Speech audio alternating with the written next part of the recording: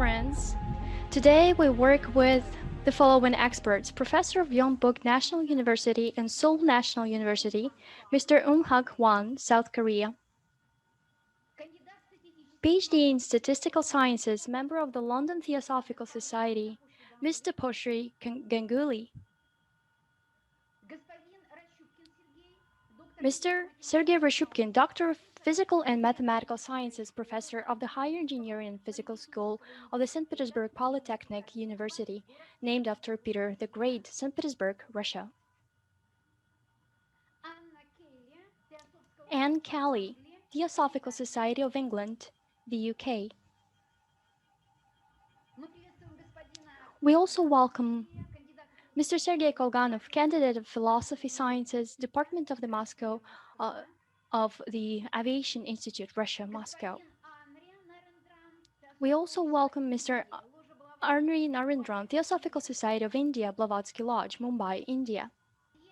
Dear participants, you can write all of your questions and comments today in the question and answer section.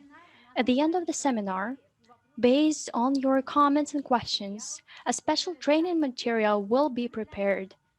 It is already our tradition. We include there the answers of the members of the research group. We answer the questions related to the first Sloka of the first stanza. This video then will be posted on the YouTube channel of the Theosophy Fund, on our website, and of course on all social media. We encourage you to work with us, ask questions, write comments and suggestions using the Zoom question and answer feature. Today we have very interesting speeches and we're very much looking forward to explorations, and we're looking forward to our fruitful research work today with all of you. Based on your questions, when we discussed the prologue of the Secret Doctrine, a special video was posted. It was called Theosophical Quizzy. It is a video forum that contains questions and answers, and this video has already been viewed by more than 1,500 people. And we understand that the interest to our work is indeed very large. Our seminar today is for those who are already familiar with the Secret Doctrine, who have studied it, and it is also for anyone who's interested in Theosophy. The seminar will last 2 hours. Please do not leave the broadcast. Let's respect our work. Today, the following translators are working with us: Yulia Nikitina, Vasilisa Korotkova, Mariana Lazakovich, Yulia Radchenko. We express our great attitude for their work. We also thank Olga Isaeva for all the preliminary preparation, for working with all of the materials. And we also express our recognition, respect, and gratitude to all members of the research group and our today's speakers. We now see that more than 140 participants have already joined our seminar. They are from all over the world. These are also members of the Theosophical Society of Russia, Theosophists, Theosophical Community. They're from different cities. They're from Samara, Odessa, Omsk, Kemerovo, Krasnoyarsk, St. Petersburg, Moscow, Beisk, from the Yamal Peninsula, Voronezh, Rostov-on-Don. These are all Russian cities. And there are also our colleagues from Belarus, Lithuania, Uzbekistan, Tajikistan. And there are also colleagues from the US, from India, from Slovenia, from Austria, England, Brazil, Philippines, Greece. Thank you very much. Today, during our seminar that is dedicated to the first Sloka of the first stanza of the Secret Doctrine, the following speakers will present their views. Mr. Pablo Sender, Doctor of Biological Sciences, Theosophical Society of Argentina, Buenos Aires. Mr. Pandey, International Speaker of the Theosophical Society, National Lecturer of the Indian Section, President of the Uttar Pradesh and Uttarakhand Federation, India. Ms. Ritva Lappi, Theosophical Society of Finland, Helsinki. Mr. Luke Michael Ironside, Theosophical Society of the Philippines, Director of the Adyar Theosophical Society. We all wish you fruitful work. Online research seminar, The Secret Doctrine of by HBB, dedicated to the study of the first stanza, the first sloka, is now open. We now give the floor to the President of the Adamant Lodge of the Theosophical Society of Russia, Vladimir Yary. Welcome, everyone. First of all, I, as per tradition, would like to start with what HPB told us in the Gems from the East. She gives us thoughts for every single day. And by doing that, she gives us a chance to understand this and to apply this to our life. Our energy of today is the energy of the age of the white dragon. It is the white dragon. It is the completed wisdom. It symbolizes the completed wisdom. The exoteric year is of the white mouse. It is the completed karma.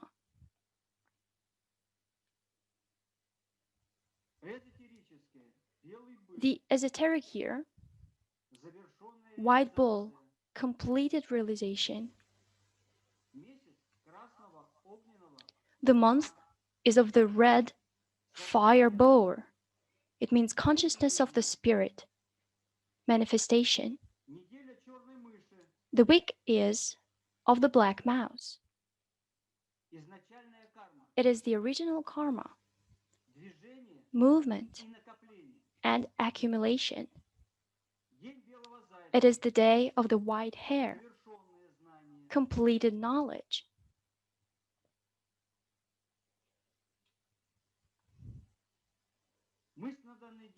The thought for today embodies the entire combination of these nidanas. And the thought for today is, who wants to be talked about after death forgets that everyone who knows him will soon also die. And according to this,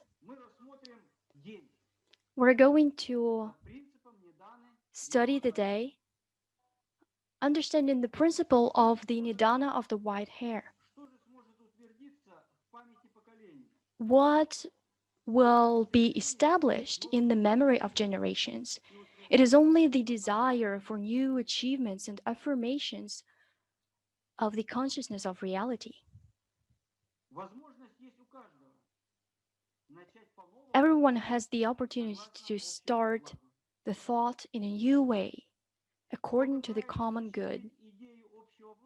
To implement the idea of the common good properly, it is necessary to know the law of the universe, or cosmic law. On the Kalachakra calendar, today is a day that is symbolized by the nidana of the white hare. White represents the element of ether or metal. This nidana is in the constellation of Leo. This constellation symbolizes Shambhala. It also stands for the plane of reason and creativity. It is also called the concentration of the will of the gods. It is on this plane that this concentration occurs. It is the concentration of the will of the gods, of the Tian Johans. The hair is the expression of this will, and it is a lipic, and it's all seeing radiations,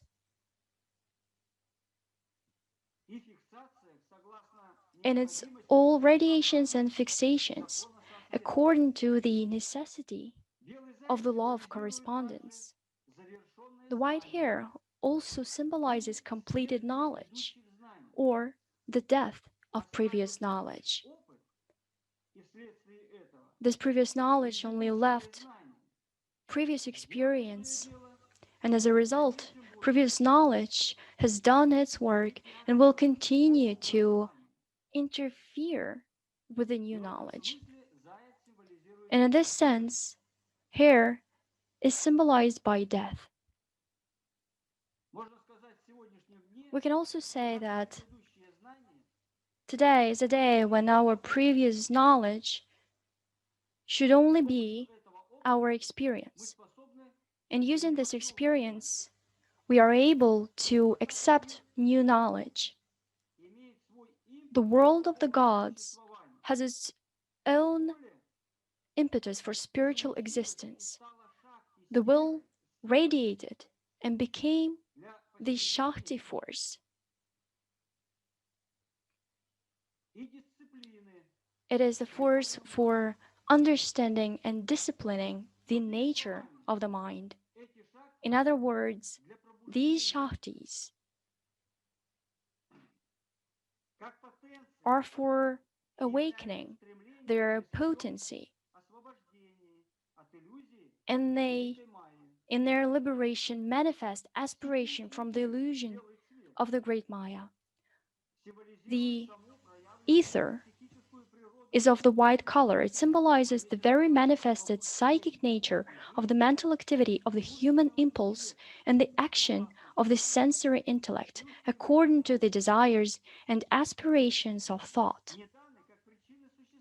Nidanas, as the cause of existence, represent the prototype of the karmic law. The darkening of the soul is called kleshas. The hair has a klesha. It is anger, and the liberation from this klesha is wisdom. Hence, it is necessary to discipline the will by awareness, and as a result, to enter into a state of responsibility of thought, word, and action.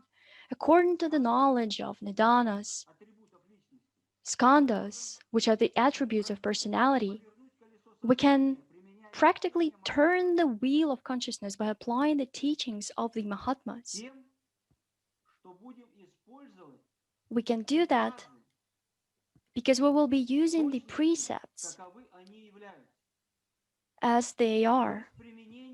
It means that we will be using this fundamental law. It is the very first step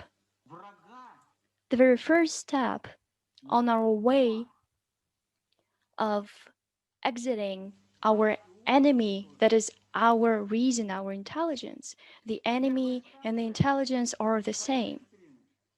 Stanza 1 of the Secret Doctrine and the first Sloka in the first stanza gives us the understanding of the eternal parent or the mother given birth. And this is how we enter into the meditative understanding of the being, of the wheel of being. The very first turn of the wheel is the first shloka. And the first shloka says, the eternal parent, wrapped in the ever-invisible robes, had slumbered once again for 7 eternities. Now we give the floor to Pablo Sender, Doctor of Biological Sciences, Theosophical Society of Argentina, Buenos Aires. He will give us a general overview of the meditative general understanding of the entire stanza 1.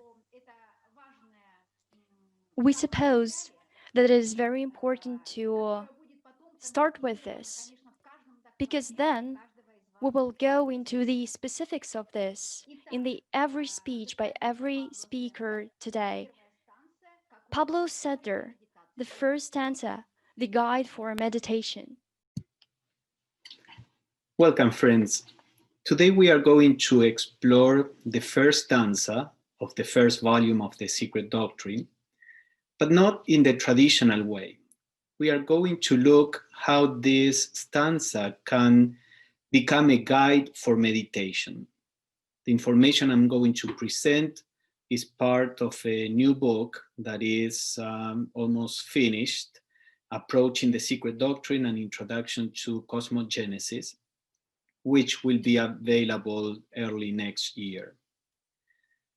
So before we start, we need to examine some basic concepts that will give us the clue as to how to use the first stanza in this way as an application to meditation. The first concept is the idea that human beings are a reflection of the universe.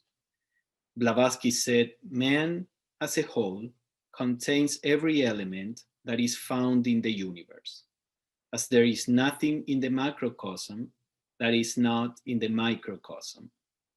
The basic idea here is that we are a reflection of the cosmos. Every element that is in the cosmos, every force, every state of consciousness, find a reflection in human beings. The other important concept is the idea that when we read the Secret Doctrine, we can interpret its content from different points of view, using different keys of interpretation. Blavatsky says there are 7 keys of interpretation to every symbol and allegory. That which may not fit a meaning, say from the psychological or astronomical aspect, will be found quite correct from the physical or metaphysical. So the idea here is that when you read something in the Secret Doctrine, that can be interpreted from all these different points of view. Normally, the Secret Doctrine interprets the information that is in the stanzas from an astronomical point of view, from a metaphysical point of view, sometimes from a spiritual point of view. There are other points of view that we can use to interpret the stanzas, for example, the psychological, the physiological, etc.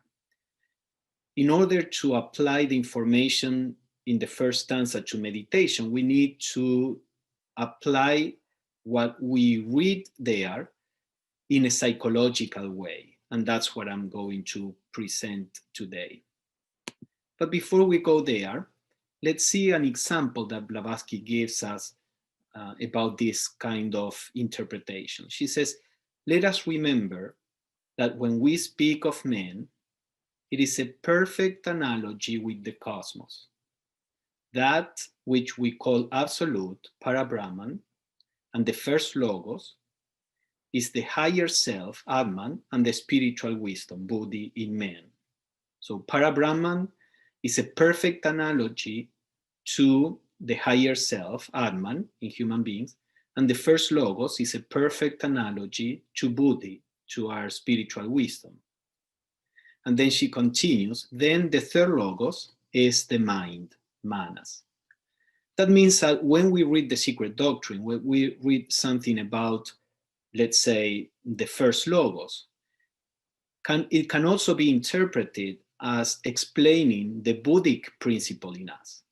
When we read something about the third logos, it can be interpreted as talking about the principle of mind in ourselves. Of course, as a reflection, when we talk about the third logos on a cosmic level, the field of action of that third logos is universal. When we talk about the third logos at the level of a human being, then the field of action will be at the level of the microcosm, what we call a human being. So using these concepts, what we can do is to draw these parallelisms. For example, here we can using what Blavatsky just said, we can draw these correspondences. The absolute corresponds to the higher self in human beings, Atman. As we said, the first logos to the spiritual wisdom, Buddhi. The second and third logos, the second logos is a kind of transition between the first and the third. These two correspond with the mind, the higher and the lower mind. The third logos is the manifested logos, the lower mind is the mind that is manifested on the lower planes. And then Fohat is connected to the passional nature in human beings, Kama, Fohat being the energy, the astral light to the astral double, and the physical cosmic plane to the physical body in human beings.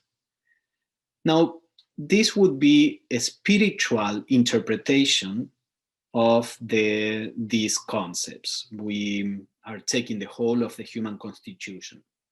But because all these teachings can be read with different keys, we can also interpret this from a psychological perspective, with a psychological key. That means to take these correspondences and apply them to the human mind.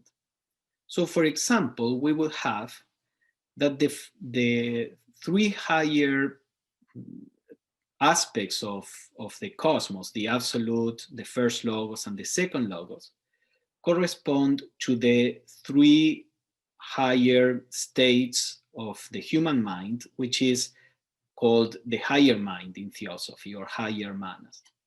And then the four lower principles in the cosmos, from the third logos down to the physical, would correspond to the four lower states of consciousness that are available to the lower mind.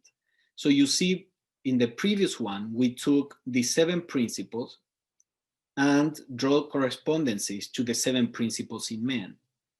Now we are taking the 7 cosmic principles and draw correspondences to one of those principles in human beings, the principle of mind, which is also sevenfold. So we can draw this kind of parallelisms. So what is important here is that anything that is mentioned in the secret doctrine about the absolute corresponds to the highest state at the level of the higher mind, you see?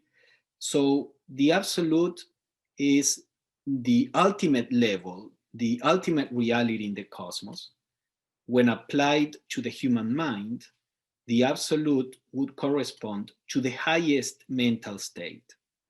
Now, Blavatsky explains that the highest state on any plane of any principle is a bridge to the next higher principle. So the principle that is higher than the mind is Buddhi. So when we reach the highest state at the level of manas, at the level of the higher mind, that will take us to Buddhi. And this is how we can interpret the secret doctrine, in particularly in this case, the first stanza, as a guide for meditation, because the first stanza talks about a state in the universe where there is only the absolute reality there. And the description of the universe in its absolute state can be interpreted as a description of our mind in its highest state. So we can seek in meditation to reach that state of mind, which is the one that will take us beyond to realize our Buddhic nature. So let's see how we can do this. The first sloka in the first stanza talks about the eternal parent, the space. So space is the only reality that is there, that is immutable, when everything else is in pralaya, is resting, is not manifested.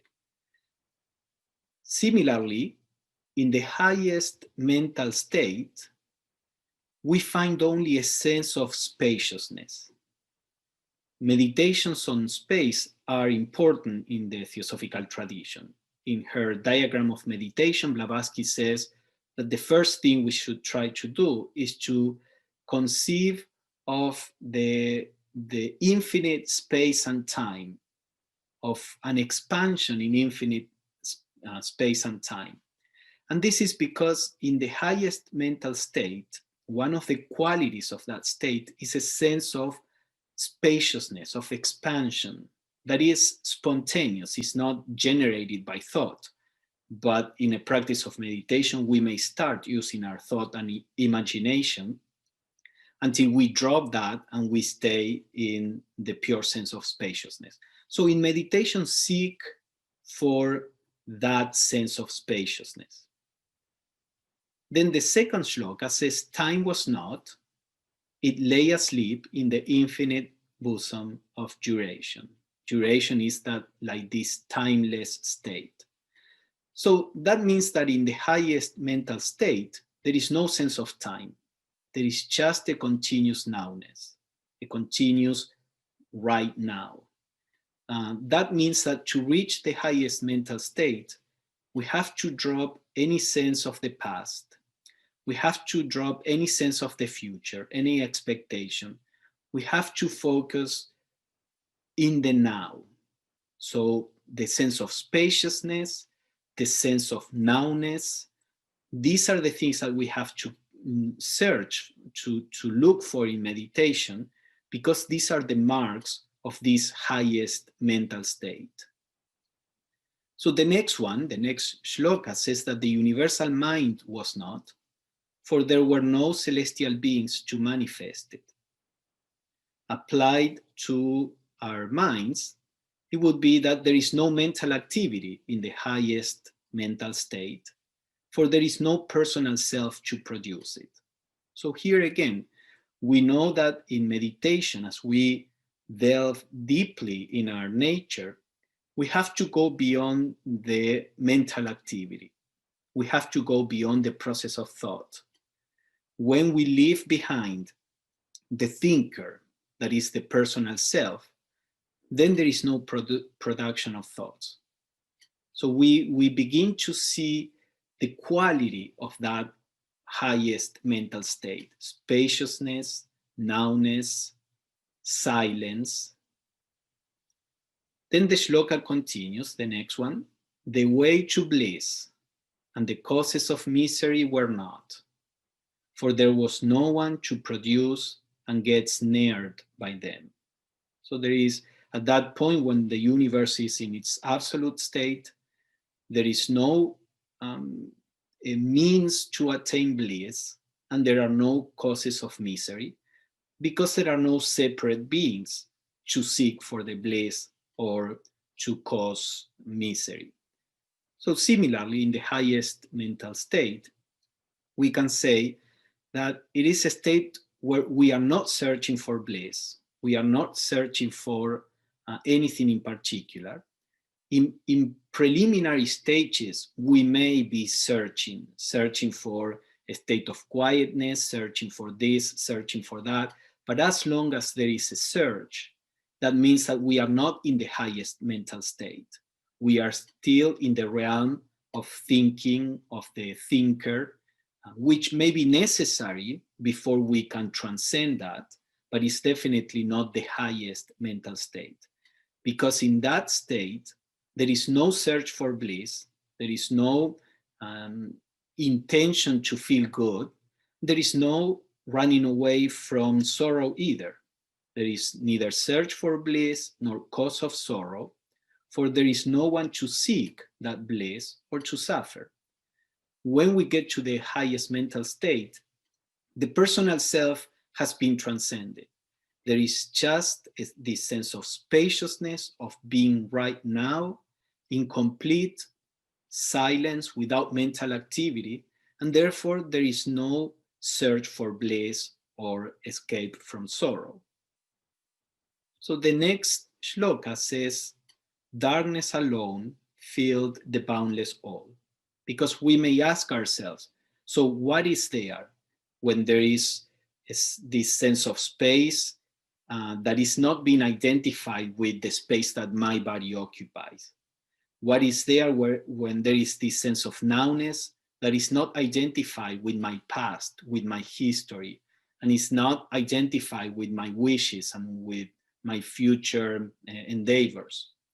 What is there when there is no personal thoughts and memory, no personal mental activity? What is there when I'm not seeking bliss or I'm not running away from suffering? What is there in that mental state is just a sense or a state of dark silence.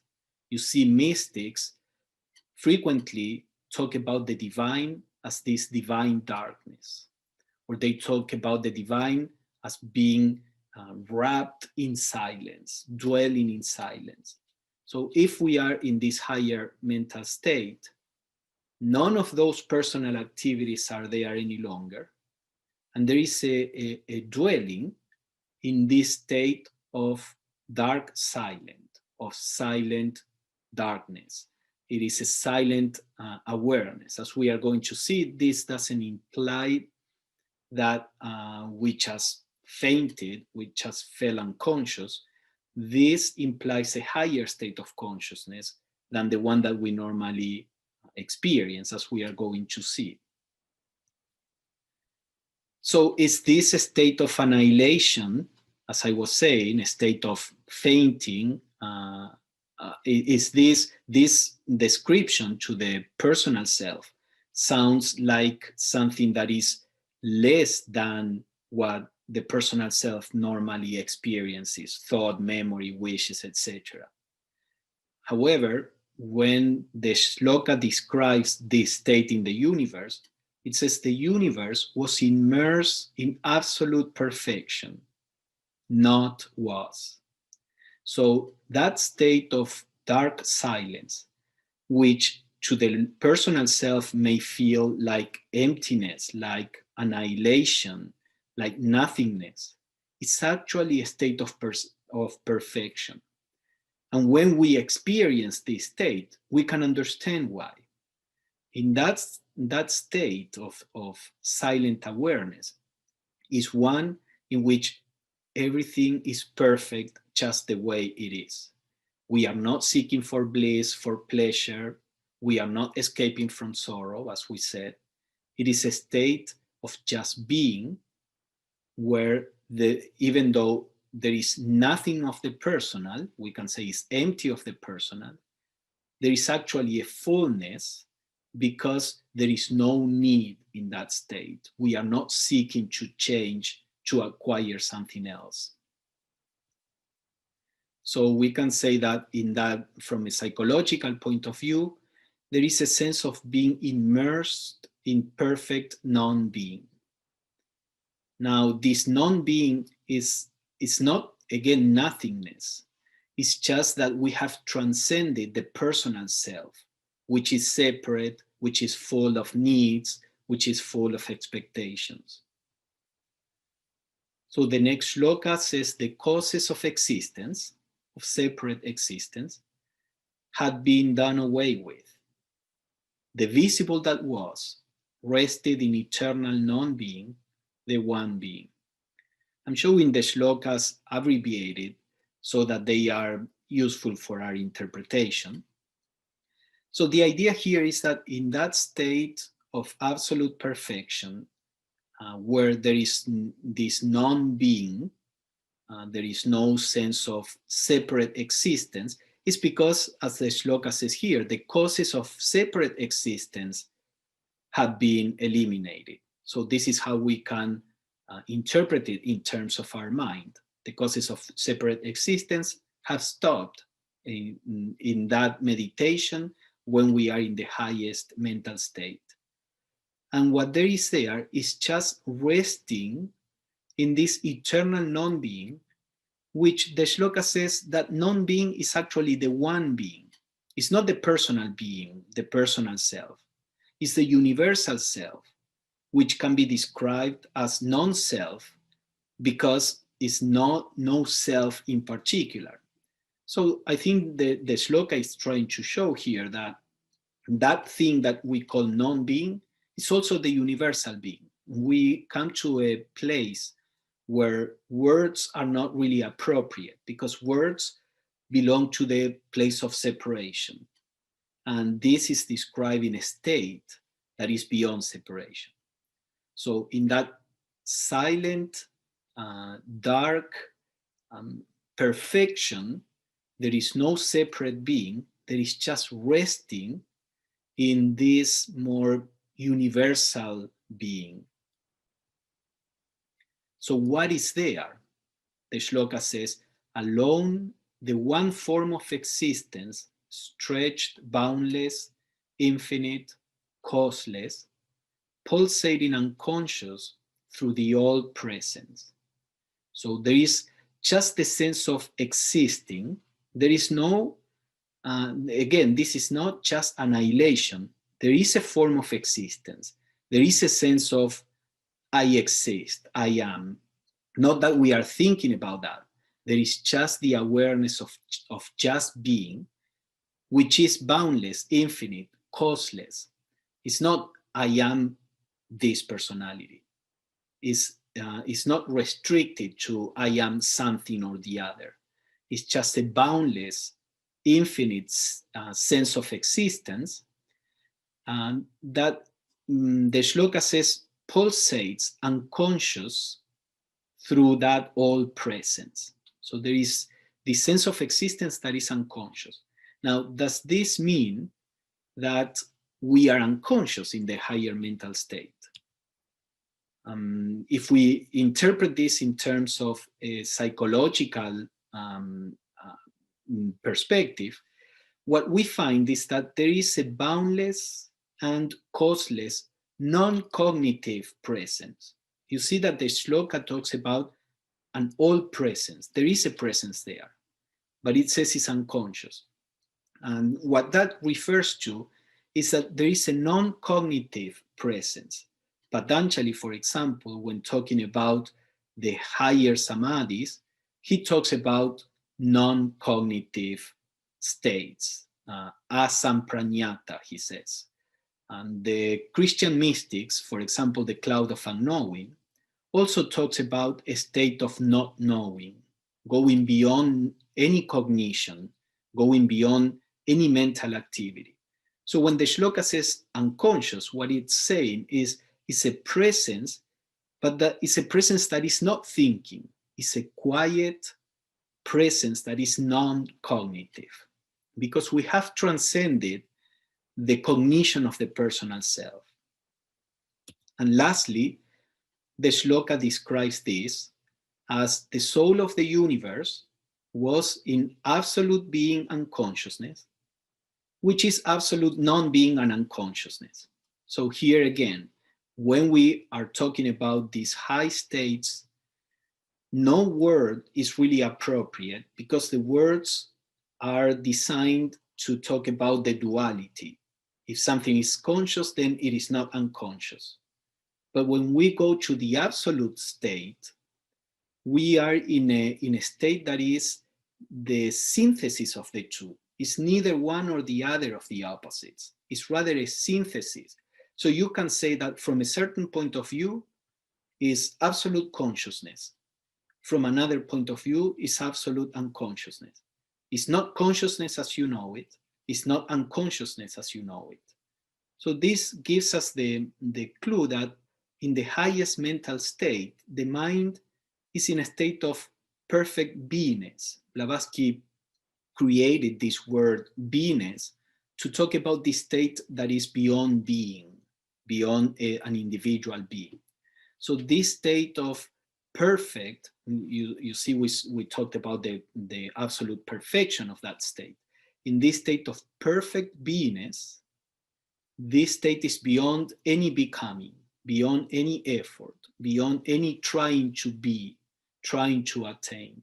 There is just the perfection of beingness. Of course, not the beingness at the level of Atman. Remember, we are applying all this to the mental state. This is the presence of the beingness at the level of the mind. Beingness also manifests itself on the Buddhic level in a deeper way and on the Atmic level in the purest way. But when we come to the realm of the mind, this state is a state in which we can fall back into this beingness as it expresses itself through the mind.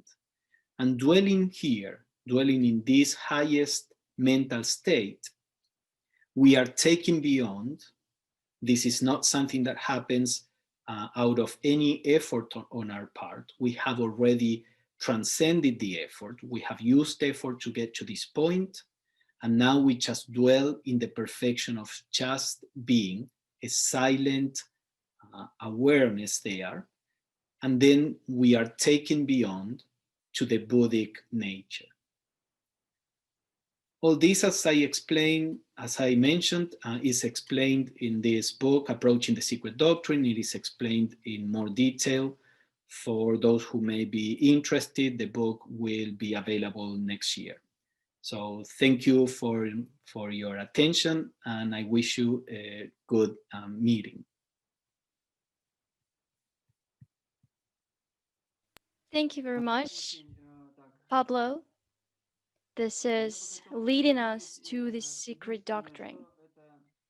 I just would like to say a couple of words.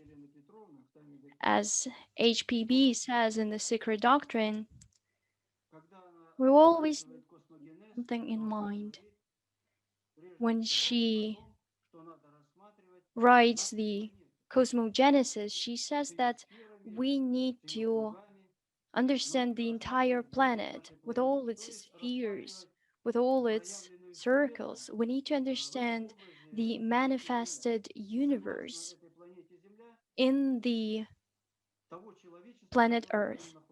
And then we need to understand the humanity that lives on the planet Earth. It means that we need to have a corresponding consciousness.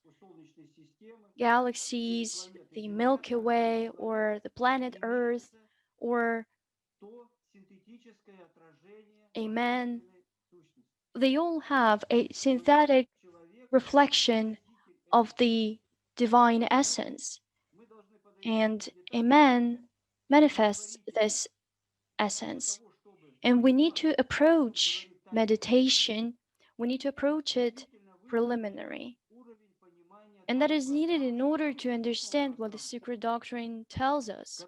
And that will give us the level of understanding of the space that is part of the material consciousness. And the higher level of this material consciousness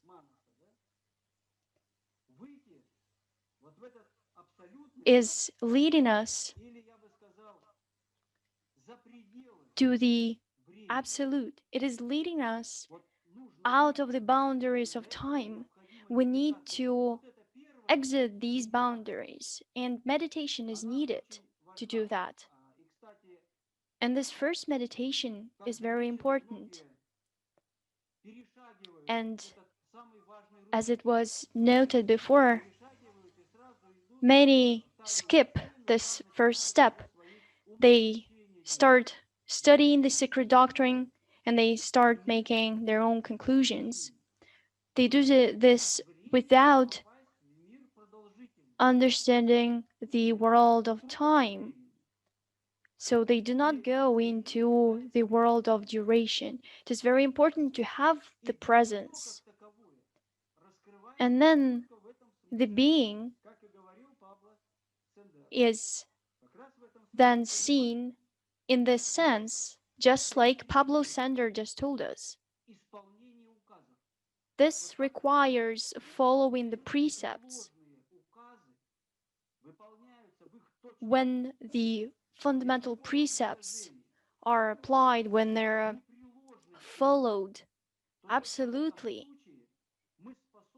it is only then that we can prepare our consciousness in the meditative state. We can prepare it to enter a different world, a different dimension that is given in the secret doctrine, in the first sloka of the first stanza. And indeed, it means the entire nine. Nine is a very special figure. It is the entrance into the spiritual dimension. It is Buddhi. Thank you very much. We thank Mr. Sender, we thank Mr. Yari for his comments.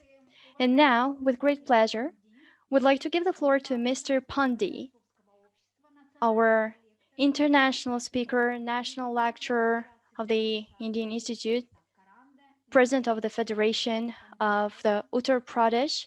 Mr. Pandey, the floor is yours. Okay, thank you very much. First of all, I convey my hearty and warm greetings to all of you. And secret doctrine, we are taking up first stanza of first sloka. And we started with meditation very rightly. In fact, the whole study of the secret doctrine or any text like that becomes a meditative study. Unless we become in a meditative mood, we cannot just study such texts like secret doctrine. So in my presentation, we see some of the text as given in the secret doctrine, and we'll try to have some understanding of those words and those statements. Now, the history of, first, just a general, I will speak some words. The history of cosmic evolution, as traced in the stanza, is the abstract algebraical formula for that evolution. This abstract formula can be applied mutatis mutandis to all evolution, to that of our Earth, to the Earth chain, to solar universe, and so on. 7 stanzas given under cosmic evolution represent the 7 terms of this abstract formula. These refer to 7 great stages of evolutionary process spoken of in Hindu Puranas as the 7 creations and in the Bible as the days of creation. These also represent the 7 states of cosmic consciousness or 7 states of manifested matter, material plane. The stanzas given treat only of the cosmogony of our solar system. They relate to our visible cosmos after night of the creator, that is, after pralaya. The cosmogony described in these stanzas is not intended as a substitute for the best scientific views of cosmic and human origin. You know, we have got scientific explanation also, but this is not meant for as a substitute for that. Still less is it an attempt to put science right about concrete happenings that are within the science competency to describe. Rather, these stanzas, like all such, are concerned with one thing and one thing only, the place of man in cosmos and the place of cosmos in man. This commentary is also dealing with cosmogenesis from a psychic point of view. The attempt is to show that the process of cosmic manifestation is entirely a movement within the unit of consciousness being towards the achievement of self-consciousness. So this study helps us, man, to unfold his consciousness as we move deeper and deeper in such a study. From the beginning of time, men have sought the solution to a 3-faced mystery: the mystery of origins, the mystery of present being, and the mystery of destiny. Usually, their search has been directed outwards among the data of sense experience, backwards into the apparent certainty of the accomplished past, forwards in speculation, and to the indeterminate future. Only very rarely, some wise man seeking deathlessness with reverse gaze has seen the inner self, the self who is the Lord of what has been and is to be, as our Kathopanishad tells us. This, however, is the real purpose of all the ancient cosmogonies, to invite us to turn our gaze inwards to source and origin, both of the outer universe of the phenomena and of the inner universe of the consciousness, to find there the ever-present and eternal simultaneity of what is here seen as the flow of separate events in time, and above all, to fathom the ultimate mystery of our self put. The secret doctrine seemingly connected with the stanza of Jnana is the eternal wisdom underlying the teachings of all religions, the actual facts of which we can never have more than interpretation unless we have experienced them.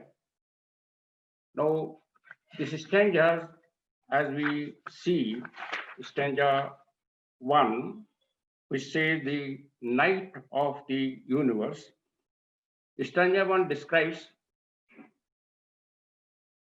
the state of one all during dissolution before the first flutter of reawakening of the manifestation. First stanza begins with the unmanifest of all things. In this state of earnest rest, pralaya, there are no forms, no differentiation. Hence, it can be the state of nothingness and it cannot be described. This state can be symbolized only in negatives, for since it is the state of absoluteness per se, and absoluteness per se cannot be described by any human tongue. It has none of the specific attributes, and because our language can describe only attributes. The hymns of Rigveda are given before the stanzas very appropriately, which indicates the negative state, and some lines of John Gay's work of a thought in eternity also very given to emphasize this point of nothingness. Manifestation of universe is a cyclic event which has occurred before and will occur again. Between manifestations, all is withdrawn into the darkness of non-existence. At this point, the story begins with the stanza 1 and Sloka 1. From one point of view, the new universe will be an ab initio new creation. From another, it will be a repetition of the countless evolutions. Now, Sloka 1 is the eternal parent, space, wrapped in her ever invisible robes, has slumbered once again for 7 eternities. H.P. Blavatsky mentions in the very beginning of the poem in the Secret Doctrine, that on the first page of the archaic manuscript shown to her in an immaculate white disk within a dull background, she also says that this represents the cosmos in eternity. Before the reawakening of his still slumbering energy, the emanation of the world in later systems. Sloka 1 of the stanza 1 describes this state. Now we see some of the terms in greater detail.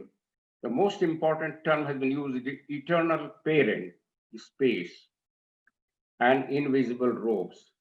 Now we'll try to understand what it is. The parent space is the eternal, ever-present cause of all the incomprehensible deity, whose invisible robes are the mystic root of all the matter. That is what Blavatsky says, and of course of universe. Space is the one eternal thing that we can most easily imagine, immovable in its abstraction and uninfluenced by either the presence or absence in it of an objective universe. It is without dimension in every sense and self-resistant. Spirit is the first differentiation from that, the causeless cause of both spirit and matter. It is neither limitless void nor conditioned fullness, but both. It was and ever shall be. The robes stand for the nomen of the undifferentiated cosmic matter. It is not matter as we know it, but the spiritual essence of matter, and is co-eternal and even one with space in its abstract sense. root nature is also the source of the subtle, invisible properties of visible matter. It is the source, so to say, of the one infinite spirit. The Hindus call it Mula Prakriti and say that it is primordial substance, which is the basis of upadhi or vehicle of every phenomenon, whether physical, mental, or psychic. It is the source from which Akasha radiates. Now, these stanzas depict occult truths. Hence, these can be viewed from more than one angle. So, from another angle, the eternal parent is the great matrix, the great mother, universal nature, Mula Prakriti, and to Spinoza, the natural. She is the womb out of which is born all that will be the universe. It is often symbolized as the great dark waters, the waters of the chaos. In Greek mythology, as the goddess Rhea, out of it is matter will emerge. In Hindu thought, Mula Prakriti, even when not slumbering, that is, even when a cosmos is manifested, is called Abhyakta, unmanifest. She is also known as Avidya, a word with double meaning of the root vid, which means to know and to be. For Avidya is a great not knowing, non-knowing, as well as the great non-being. It is not knowing because it is the content side of the unitary and ultimate reality referred to in this verse as the ever invisible robes. It is non-being because it is nothing definite, nothing that exists in the root sense of that word that is stand forth. The eternal parent at this stage is not isolated from its source, the unitary root of the consciousness and form alike. This source is known as Parabrahman. Shunyata or Tathagata Garbha, the womb of the Buddhahood, sometimes also as the Bhutakoti, the limit of being in Buddhist thought. That unitary source is here referred to as ever invisible robe, in which the eternal parent wrapped in slumber. That one is forever a mystery.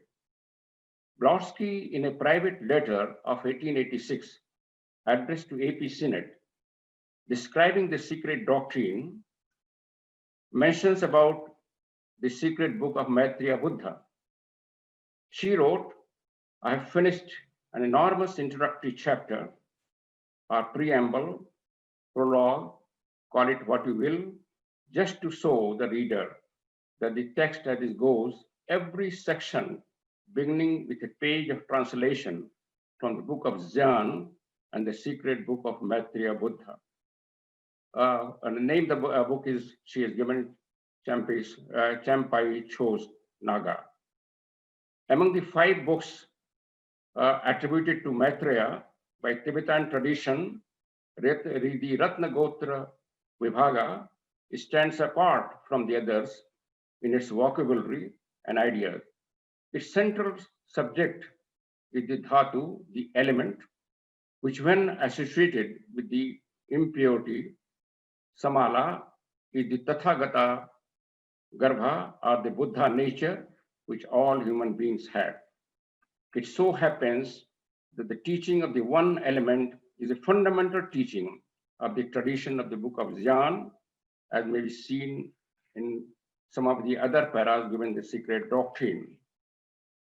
Secret doctrine at page 75, volume 1 mentions, if the student bears in mind that there is but one universal element, which is infinite, unborn, undying, and that all the rest, as in the world of phenomena, are but so many various differentiation, aspects, or transformation, correlations of the one.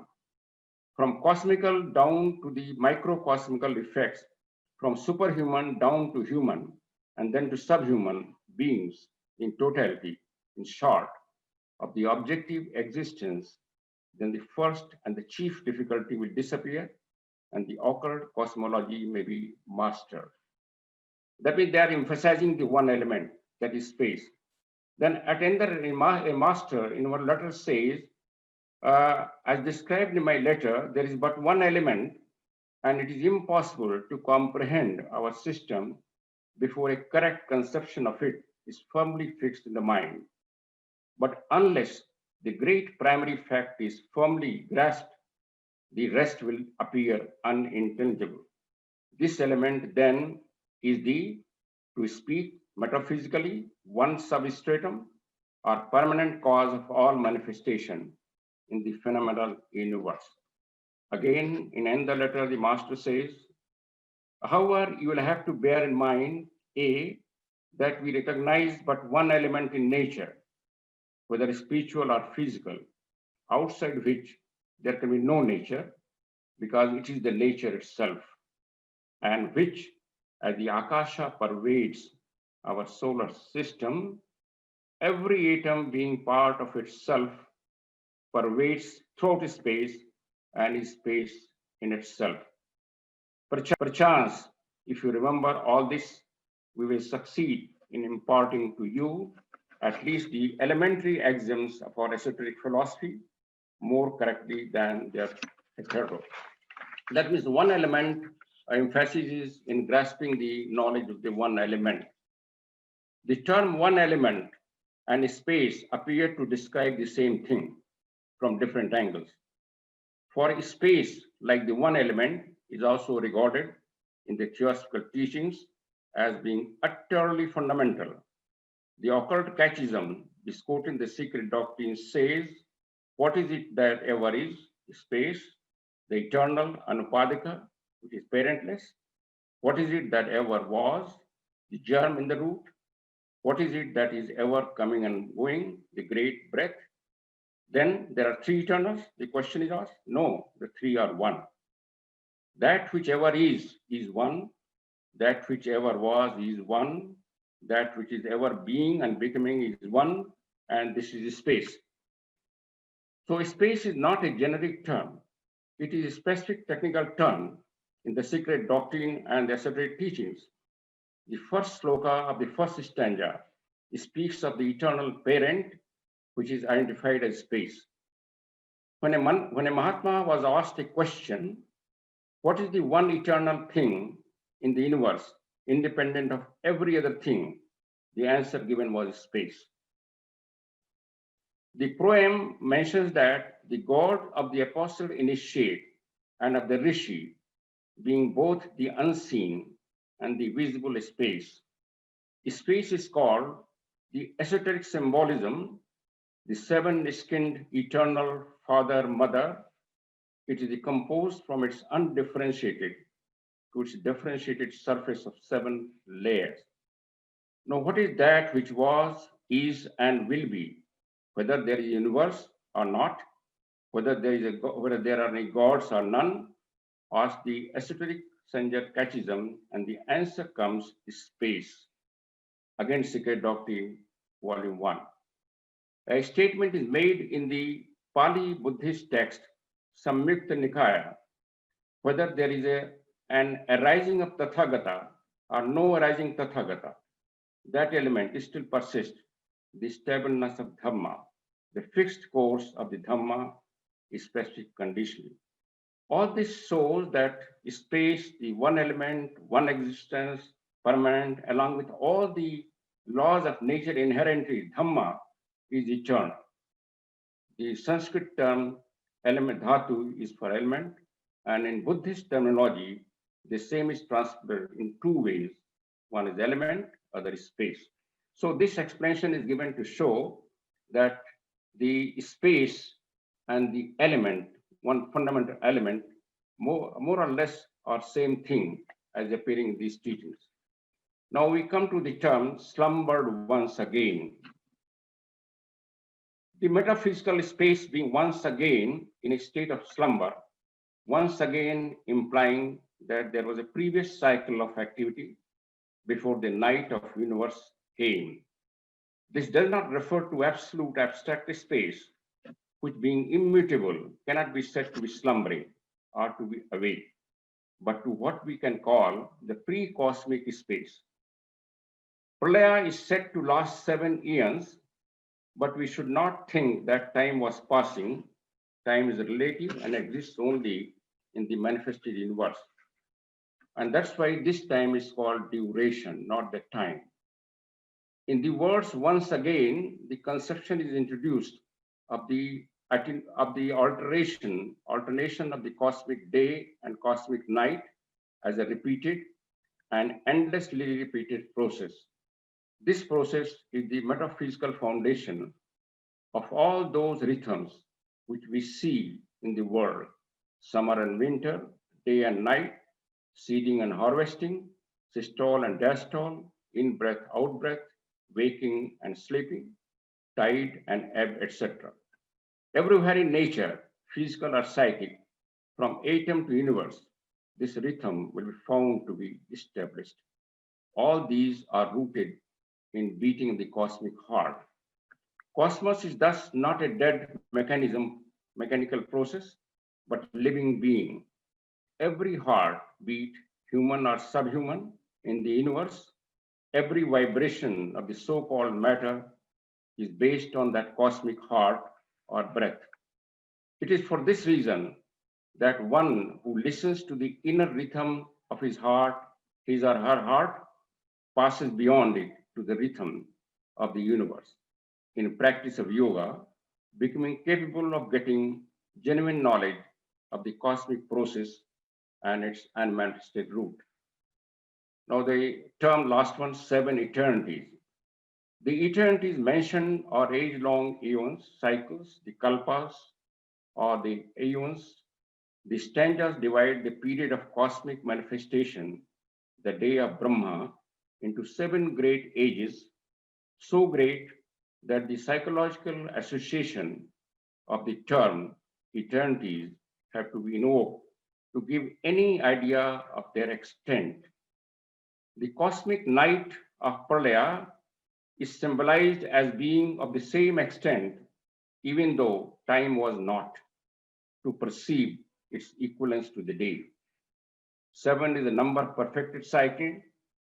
The 7 eternities meant are the 7 periods of Manvantara extending throughout a Mahakalpa, or the great age, 100 years of Brahma, making a total of 3.1104 multiplied 10 power 14 human years.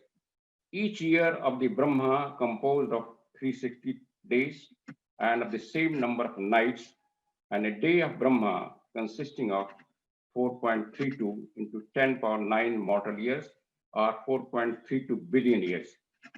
These eternities belong to the most secret calculations in which, in order to arrive at the true total, every figure must be power of 7.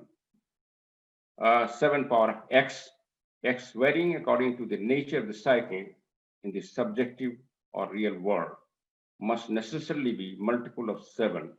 Blavatsky says the key to this mystery of 7 cannot be given, for herein lies the mystery of the 7. So with these few words, I tried to put the matter of stanzas 1, slok 1 before you, and also the understanding of the various terms like parents wrapped in his robes and eternities, and also the manifestation of the universe and initial stage of the cosmos beginning after the pralaya. Thank you very much. Mr. Pandey, thank you very much indeed for your presentation. There are several ideas that actually correspond to my understanding. You spoke about the universe that has its internal and external states. And here, most importantly, you have the sense of them existing simultaneously. This is a very important comment, and it is indeed very good that you have paid attention to this simultaneous thing. And you also spoke about karma. You said that karma consists of 3 parts. Yes. As the secret, that is the secret of origin, the secret of destiny. This is a very interesting comment that has to do with the karma. It is something that has to do with the manifestations, and it also helps us to understand our being in time. Thank you very much for your presentation. Thank you very much indeed for your interesting comments and for your approach to this work. We now would like to invite our next speaker. We invite Ritva Lappi, Theosophical Society, Helsinki, Blavatsky Lodge. Ritva, the floor is yours. Christmas second day to all, because always when I talk something, the secret doctrine, I want to set what Blavatsky with how we have to study and how we what is important remember.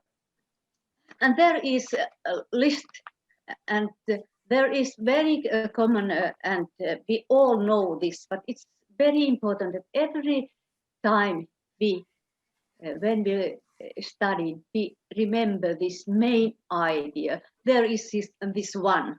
There is most important, and then how is all belong together, and how is starch belong to mineral atom. There is whole cosmos idea. And then 3, this is very important. Our study does not push worldly goals, only it should lead us to the truth. Yesterday evening I read one book, and there Wachtmeister told how tired Blavatsky was when he wrote this book. And one evening Blavatsky was very tired. And Wachtmeister looked at her, but he slept. And when she wake up, she think, Blavatsky is dead. But Blavatsky sit there and very fresh. And Wachtmeister asked, what has happened? Because you before is so sick. Blavatsky said, Master was here, and Master said me, if you want, you can go to die now, and you can get freedom. But if you want to live, you can write the secret doctrine to end. And we know what Blavatsky decided, and she sacrificed her life, and we can read now this example, first stanza. Yes, and for this is detail, but there is 4. We have to remember this, that all hierarchies are, it's the same in man. Same in where is heaven, there is in man. And how is this little spark in us of the super soul, and there, this carrying what is done under the law of karma. You before said same things. And how is union of giant soulness and other forces all together? And you can put second slide, but I think so when we think how we study, I like one sentence. Oh, my son, matter becomes something. It was in the past, because matter is intermediary of becoming something. There is all, is one sentence. And I think so the basic word of the poems open up meaning also to human development. These poems are part of the most sacred and high Buddhist Kalachakra Tantra. How we can understand them? We have to very, very humble. I feel we cannot understand them in deep level. We can read, we can study, but maybe only adepts and masters can understand them. You know how much Kalachakra Tantra, it's nowadays Tantra is something terrible things people that Tantra, but what means Kalachakra Tantra is very sacred and very high level, it's a top level. But it's very important that we understand words and meaning of them. That level, we are human. Example, many scholars don't know the Buddhist words in Sanskrit language because many very scholar high level Sanskrit people who are research Sanskrit language, maybe they don't know exactly deep level Buddhist meaning. I cannot criticize, but I have read these things from one books. Example, one article. The virtually unknowing benedictive middle in the classic Sanskrit. And two occurrences in the Buddhist very difficult words. Abhi samaya alankara. This book is 1997. David Reigel have wrote. This is article, no book. This is article. And he has researched 20 years words. And he very carefully, when he said something, and don't speculate it, only thought very deep level, I think so. That is, there is very difficult words in poems. And I think so, if you can show second slide, there are keywords. Ahi, Paranispana, Dangma, Alaya, Paramatha, and Anupada. The first word ahi is from Sensare language. I don't know how is said Sensare, but you know maybe what Sensare before Sanskrit. But it's equivalent of ahi in Sanskrit. This is according Blavatsky's Theosophical Dictionary. There are not universal mind because ahi is not there. Ahi's synonyms is ahi naga. Naga means snacks. Yeah, snacks mean giant shohans, wise snacks or dragons of wisdom. This involves the sutras of the perfection of wisdom. Yeah, you don't know maybe Nagarjuna. He received pranayana paramita. He got the variety of perfection of wisdom from Nagas, and Nagas is mean who. Nagas has wisdom. It's not something material Nagas. You understand wisdom Nagas. Share of meaning of the true nature. I can say Paramatha is difficult to change, because Paramatha is, I have, the fifth word Paramatha is absolute being on the consciousness, which is absolutely non-existence and unconsciousness absent. This Theosophical dictionary defines absolute existence. There is Anupadaka now, but there is, my is near end. This is sixth word is Anupadaka. This word is maybe wrong way to write. It has to be Aupapa Paduka or Upa Paduka. HPP used meaning without parents or self-born. It is in all of us the Anupadaka, hidden state. Our physical, mental, and intellectual, and hidden in the truth nature Mula Prakriti, which is expressed in first stanzas, the first slogan.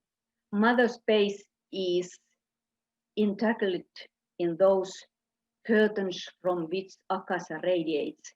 That vehicle thought which divine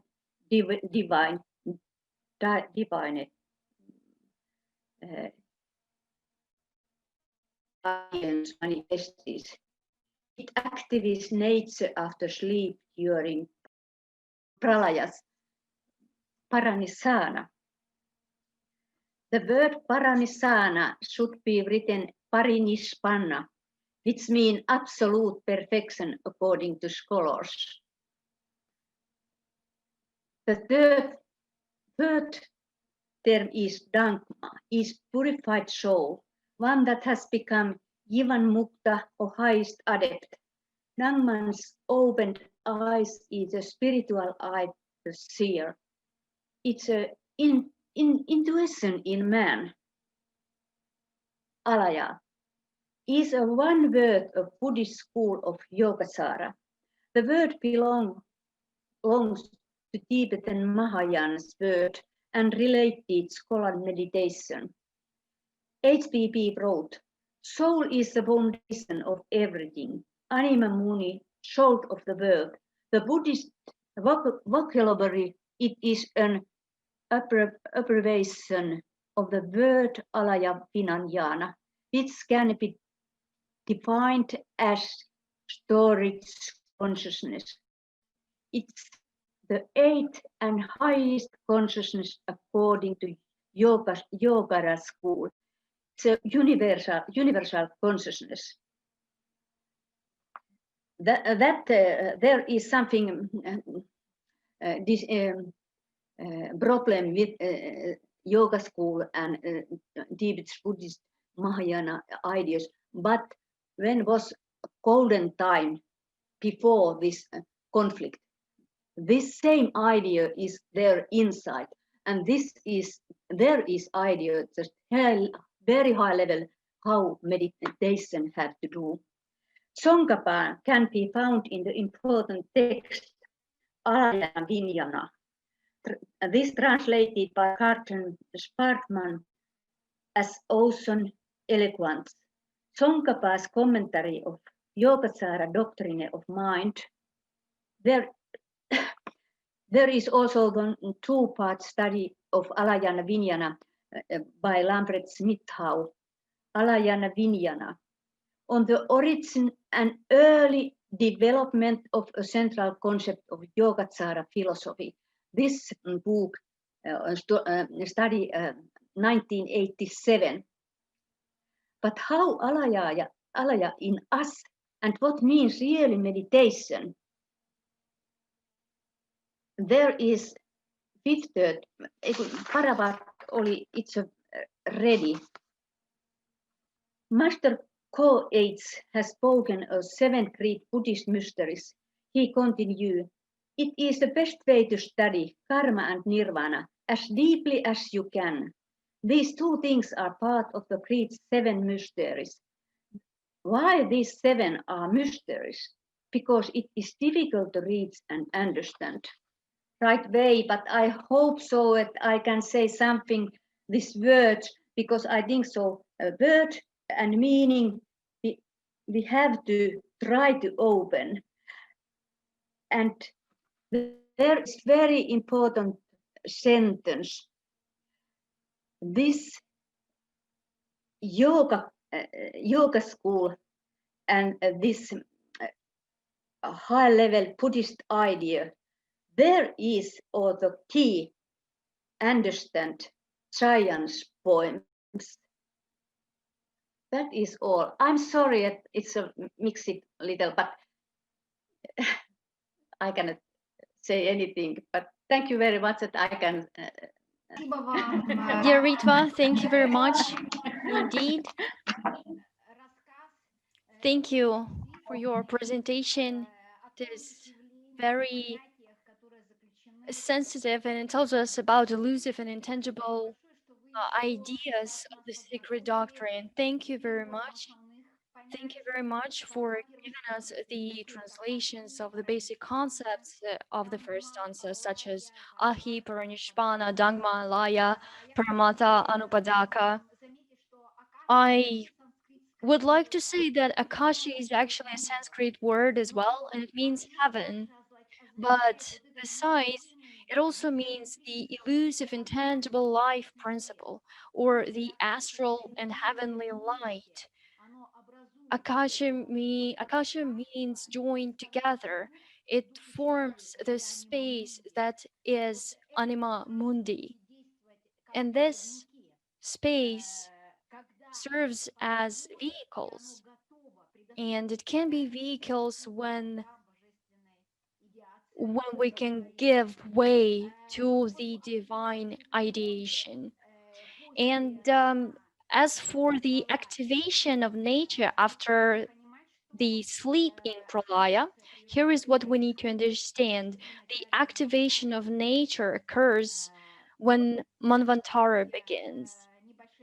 These are just some small additions. Thank you very much, Ritva. Thank you very much for your presentation. The next speaker on our list is Luke Michael Ironside, Director of the IGR Virtual Research Center, Theosophical Society of the Philippines, Morocco. Please, the floor is yours. Good afternoon, good morning, good evening, wherever you may be. So today we are looking at the first sloka of the first stanza of the stanzas of Zen. The first thing I'd like to comment on is the question of language. And so we know from our studies into the secret doctrine that the stanzas of Zen were originally written in a language called Stanza, which is essentially lost to us due to its antiquity and the fact that it was to an extent a mystery language intended for the study of by initiates into the mysteries. From Stanza, we have received the translation of the stanzas through various languages, through Sanskrit, then into English. And today we are studying a translation in English and likewise in Russian. And I think we are all somewhat aware of the fallibility of language. What we are dealing with here are eternal ideas, ideas which transcend the bounds and limitations of language, and which we attempt as far as possible to discuss and deal with within those bounds of language, a very difficult thing to do. And I think what's important in such a study is to ensure that the phrases that we're using, the terms which are employed, are used to the best possible, used in the best possible way to ensure that there is no misunderstanding of terms. And the stanzas of Zen are rather poetically expressed. We have such poetic terms as the eternal parent and the seven eternities. And it can be extremely helpful for students of Theosophy to arrive at a clearer understanding of what these terms actually refer to. and to draw correspondences between these ideas and some of the other terms that are used.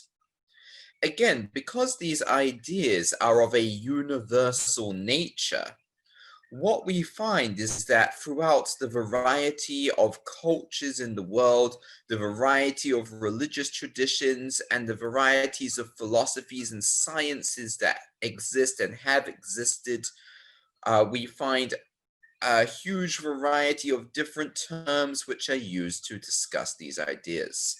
So correspondences can be incredibly helpful. I'll first quote the first sloka of stanza 1, which states that the eternal parent, wrapped in her ever invisible robes, had slumbered once again for 7 eternities. And so this first sloka deals with the pre-cosmic state that antecedes the birth of the universe. And so in starting at the beginning, in many ways, we're even going beyond the beginning. We're going to that state of pre-existence. The eternal parent is the absolute in its aspect of Mula Prakriti, which is the fundamental root of cosmic substance. And we know from the study of the secret doctrine that the absolute has 2 aspects, which are in reality 1, but understood as 2 from the finite perspective. Therefore, we have Parabrahm and Mula Prakriti, representing the essential duality of existence. The seemingly infinite diversity of the manifest world sprung forth from this essence of Mula Prakriti, and it thus underlies all the objective planes of nature. The ever-invisible robes in which she is clothed are the undifferentiated substance or spiritual matter from which the building blocks of matter will in time be differentiated. And so what we find in this initial sloka, this introduction to the entire cosmic process, is a state of absolute non-differentiation. It's an absolute singularity, or perhaps even the word singularity is not quite appropriate here. It is a state of nothingness. And in attempting to arrive at a deeper understanding of the eternal parent, we could use a pictorial representation of a circle. Now, a circle has nothing outside of itself and nothing within itself. The nothing within here would be better understood as a nothing within. That is the potential of all differentiated form in its latent state. So rather than considering a singularity, again, it would be easier to understand a nothingness in which all potential form, all potential existence is contained. This circle, however, must be interpreted as being limitless, extending infinitely in all directions. The pre-Socratic philosopher Empedocles, well known for his cosmogonic theory of the 4 elements, recognized the power of the circle as a symbol when he stated that God is a circle whose center is everywhere and its circumference nowhere. As with all truths of a deeply esoteric nature, attempts to express them through words and symbols must be necessarily imperfect and limited, as language and symbol are not adequate for the expression of such perfect and unlimited ideas. The circle, however, will serve as an appropriate representation for the purposes of explanation, and we'll return to this symbol in future discussions of the subsequent slokas and stanzas. So I think it's also important to remember the disclaimer that these symbols and the words used to express these ideas are imperfect and these ideas cannot be perfectly expressed. And therefore, there's always some room for error in terms of their representation and expression. That's one of the great challenges, I think, as students of Theosophy, again, to express our ideas as well as we may through the limitations of language. So it's an almost impossible task, isn't it? Because we are by the condition of being finite beings. However, we are attempting to deal with these grand and cosmic ideas. Mulla Prakriti, the eternal parent, is then the potential of everything, freed from the limitations of thingness, for lack of a better word. It is the primordial root matter, being absolute abstract matter and absolute abstract space, absolute abstract motion, and absolute abstract duration. In essence, Mulla Prakriti and Parabrahm are inseparable, although considered separately for the purposes of our finite understanding of the cosmogonical process. And HPB provides a general overview of the entire process of cosmogony in the first volume of The Secret Doctrine. So in this next statement, we really have perhaps a bit of a summary of the entire process. And she states, the divine thought impregnates matter, which is co-eternal with the one reality. And all that lives and breathes evolves from the emanations of the one immutable. Parabrahm Mulla Prakriti, the eternal one root. The former of these is absolute abstraction, whereas in its aspect as Mulla Prakriti, the eternal root of all, it gives one some hazy comprehension, at least, of the mystery of being. And so to some extent, Mulla Prakriti is perceivable and understandable, at least from the level of the higher levels of initiation. Whereas Parabrahm remains unknowable, unperceivable, unattainable at this state of finite existence. And yet, in their essence, Mulla Prakriti and Parabrahm are one. So through an understanding of Mulla Prakriti, one may arrive at a partial understanding of the nature of Parabrahm. And also, as HPB states in the proem, space is the one eternal thing that we can most easily imagine in its abstraction, and uninfluenced by either the presence or absence in it of an objective universe. It is without dimension in every sense and self-existent.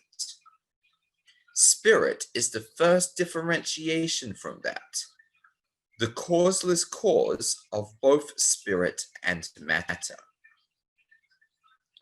And so that is another term often referred to for Parabrahm, the absolute, existing beyond spirit and matter while being the cause of both.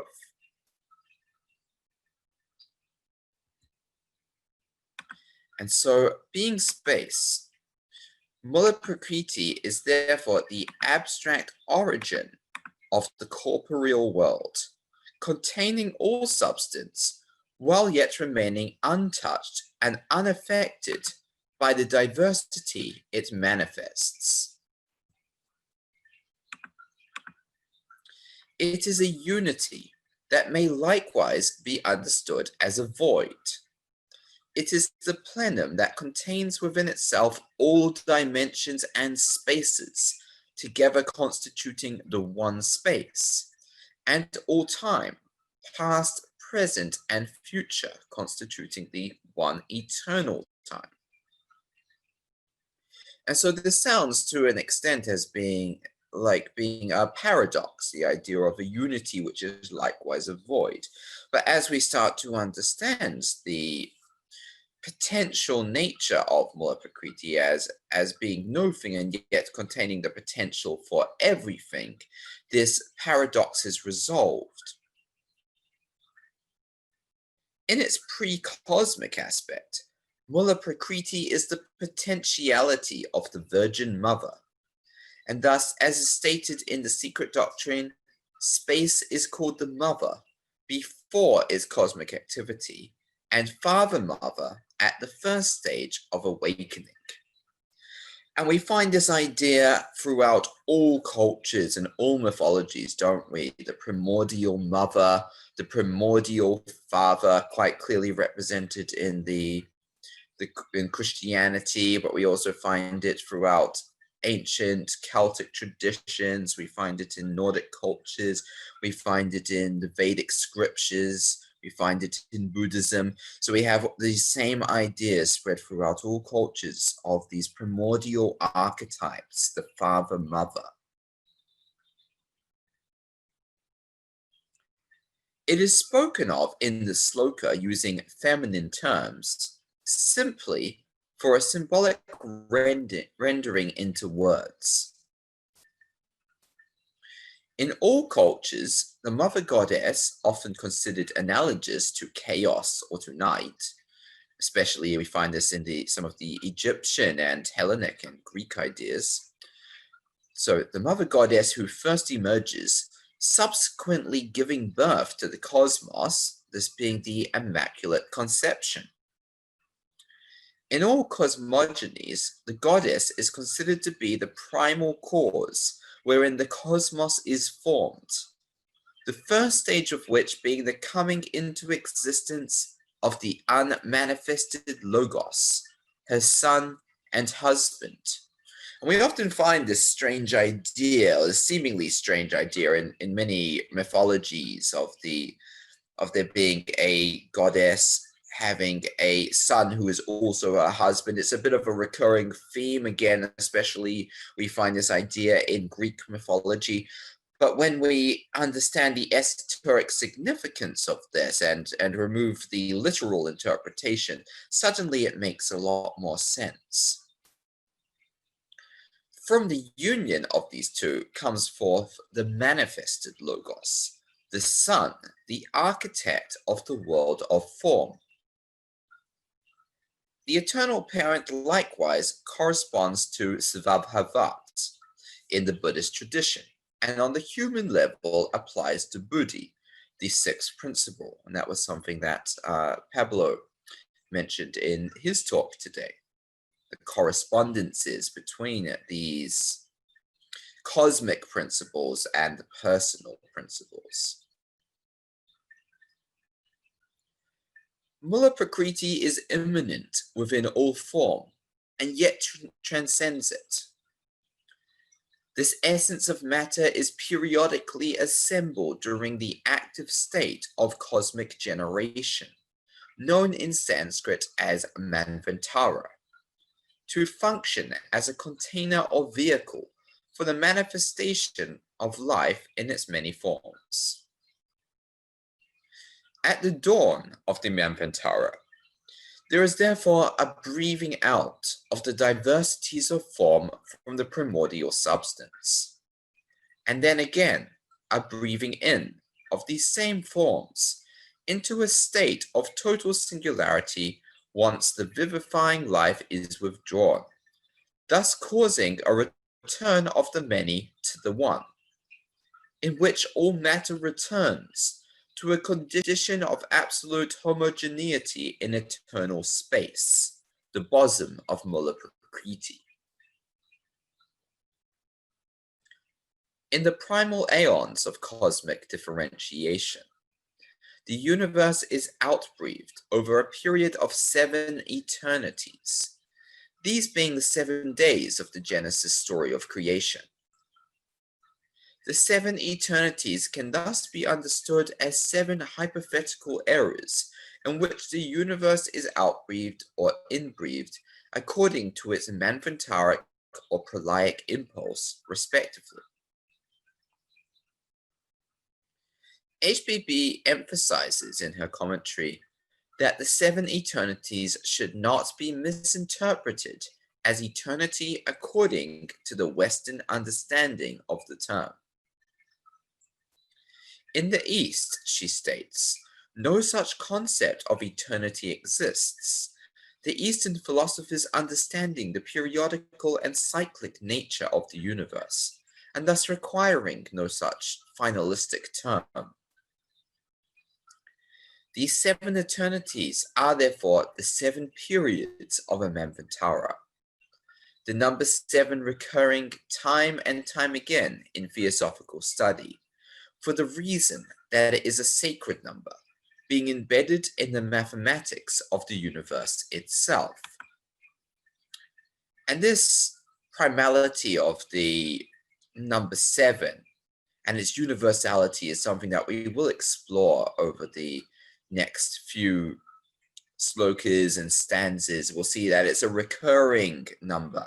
Time and time again, we find this number seven in the septenary constitution of the universe and of our own lives, likewise.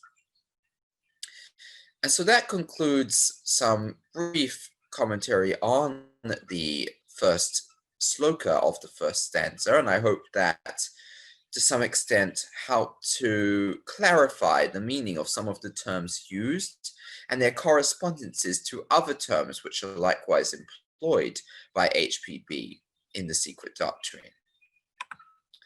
So I thank you all for your time, and I wish you all a Merry Christmas and a Happy New Year. Dear Luke, thank you very much indeed. Thank you for your presentation. It was very interesting, and thank you for this great delivery. Mr. Ironside is always a speaker that gives good quality presentations in terms of delivery. This is a good way of expressing his ideas and thoughts, and that really helps to follow the presentation, and that is really helpful. Thank you very much for that. In your presentation, you spoke about the aspect of the absolute. You spoke about the movement. When we speak of the absolute, we talk about the breath. The breath is the aspect of the absolute. And then after the inhale and exhale, we have the movement.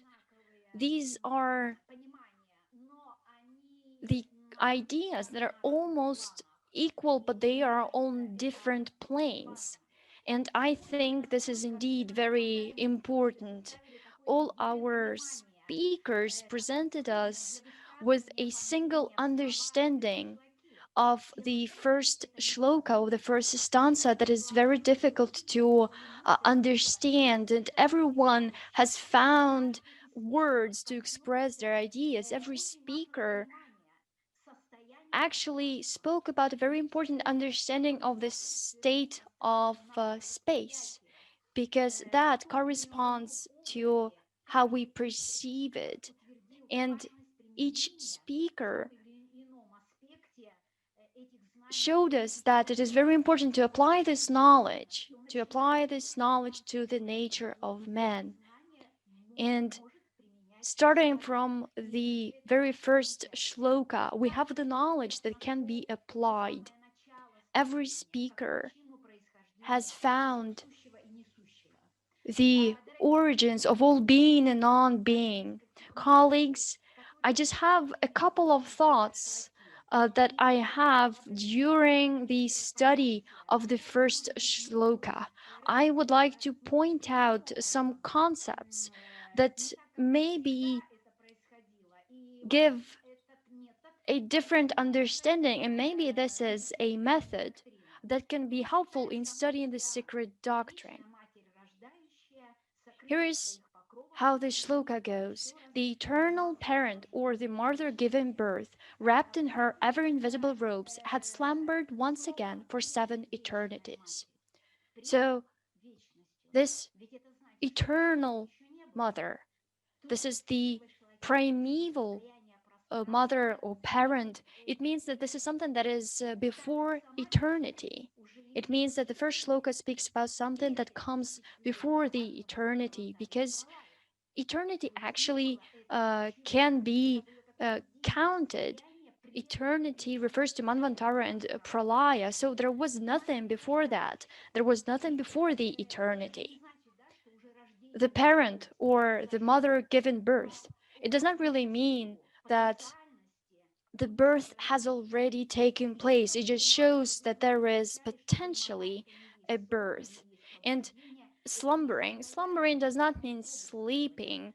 It is a boundary state between sleep and wakefulness. And this is the state that tells us about the partial pralaya. So there was no full pralaya, just partial pralaya.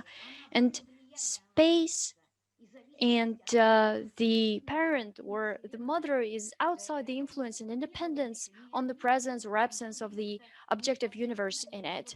There was no object, no subject, there was nothing to depend on. And the robes are the noumenon of undifferentiated cosmic matter. But it is not matter itself, it is the spiritual essence of it. This is the cause of the future matter. It also speaks to us about 7 eternities, 7 periods, or a period of time equal to 7 periods of one Manvantara. Here I just would like to give you certain calculations, and maybe this is something that you will think useful and find useful and interesting. So 311 040 and then 9 zeros. If we take the total of these digits, here is what we see. Their sum total is 9. The symbol of the spirit is 9. In total, this figure has 15 digits. 15, 1 and 5 together is 6. And here, 6 and 9 are balanced. 9 is 6 and 6 is 9. So this is the spirit in matter or matter in spirit. What are the zeros here? 0 is also a circle.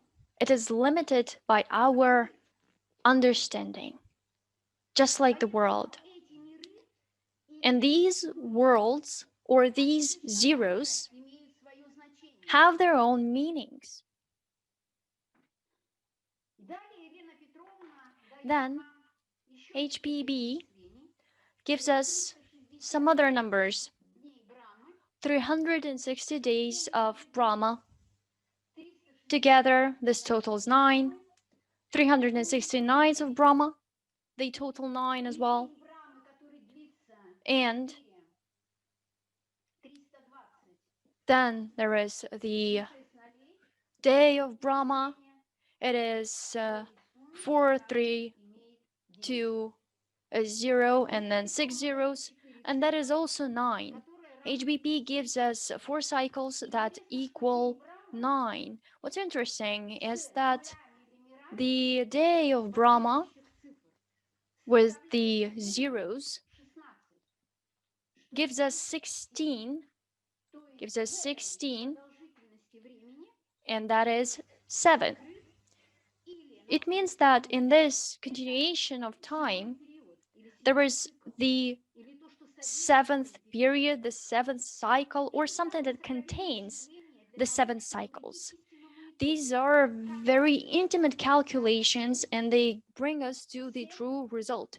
Each digit must be a multiplier of 7, 7 to the power of x.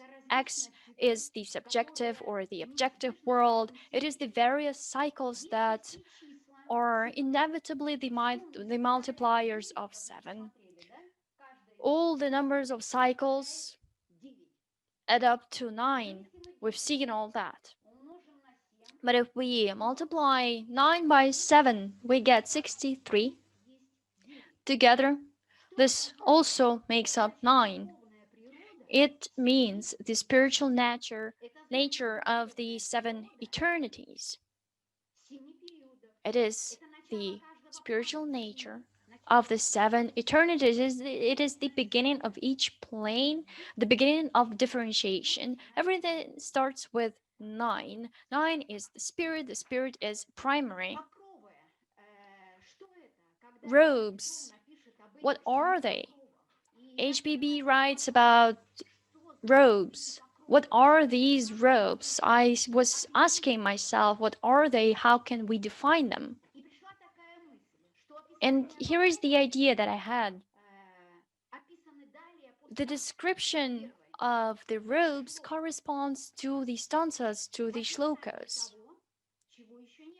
It is in the description of what has not yet been, but it is something that will be manifested when the cycle begins or when the Manvantara begins. So robe 1 is time. And if you remember,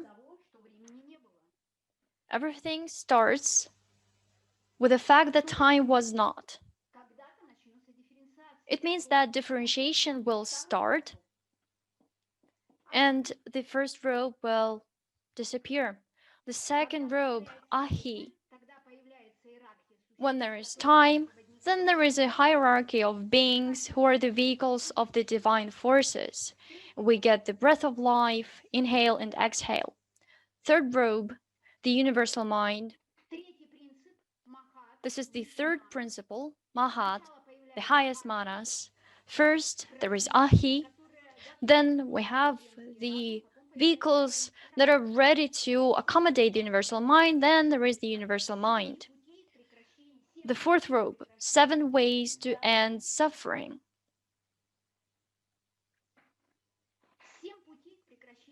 These are 7 ways to end suffering. This fourth robe is very important. So the first 3, time, ahi, and the universal mind, fall into this fourth state, in this fourth form, and we get something that is sevenfold. It is the direction or the path to bliss. It is something that is given by the higher forces, and it also defines the entire hierarchy of. It also gives us the way out of future suffering. Probably it would be impossible otherwise. Maybe the highest should be the first one. The highest should be the first one, both above and below. The fifth robe, great causes of suffering. This is the potentiality. 5 is the symbol of man. Gods do not suffer. Minerals do not suffer. Plants don't suffer. Animals don't suffer. Man suffers. And man is the cause of suffering. Potentially, of course, potentially. The 6th veil. This is father, mother, and son together. That is, 6 is the area of heart. This is the one essence, the unity, buddhi. This is the state of unity of the male, of the female principles. It is the movement or the ray. When there is no movement, nothing has started. There has been no separation. It means that the 4th, or rather, the 6th robe is the state of absolute wisdom. The 7th robe is the sun. It is the sun who has awakened to a new will and is traveling on it. It is sun or ray. It is the beginning of movement. And when all the sevenfold is gathered, there is movement. The awakening or Manvantara will begin, and the countless incarnations of the soul, sun, Manad will begin. And now, let's try to see how the idea of robes turns into the concept of describing races. We know that this is what is given in the first three unmanifested stanzas. This is something that will be given to us, that will be given to us in the second volume. It is very interesting to see how this is applied to men. The first and the second robe, time and ahi. Here we can say that these are race, the first race and the second race. You might remember that the first race was actually not there. It merged with the second race immediately. The third robe is the third race. It is when man becomes monadic, when Agnishvaras overshadow humanity with mind. The fourth robe is the future fourth race. Humanity reaches ideal form, matter is becoming at its densest state, and we see the thriving of human genius. On the circle of the races, we see them here: the first, the second, the third, the fourth, the fifth, the sixth, and the seventh. We see here on the circle that the fourth and the seventh races are in the same sector. It means that they are in one sector here, and the fourth robe stands for 7 ways to the end of suffering. First, the matter is revealed in the fourth race, and then there is the spirit. It is the way of manifestation of liberation from the spirit, from the materialization of the spirit. Then there is the fifth race, which is the fifth robe. After Atlantis, as we know, Aryans came, and they were destined to provide the basis for the arrival of the sixth race. The sixth robe is the sixth race. It is father, mother, and son. This is the Buddhic race. The three principles, father, mother, and son, should merge into the sixth. They should become wise. And that corresponds to the sixth robe, to the sixth race. And then the seventh robe stands for the seventh race. Potentially, this is the future seventh race. It is the son who has awakened and started the new cycle. The seventh race ends the evolution of man, and a new cycle begins. The seventh actually does not exist because there is the next first one. This is what HPB wrote about. This is the nature of the great journey of the eternal movement. Now, there is another interesting thing that is given in this shloka to us. HPB speaks about the third of the number 10. What is this? A circle has a diameter. It symbolizes 10. It means that the third part of 10 is what? It is when duality appeared.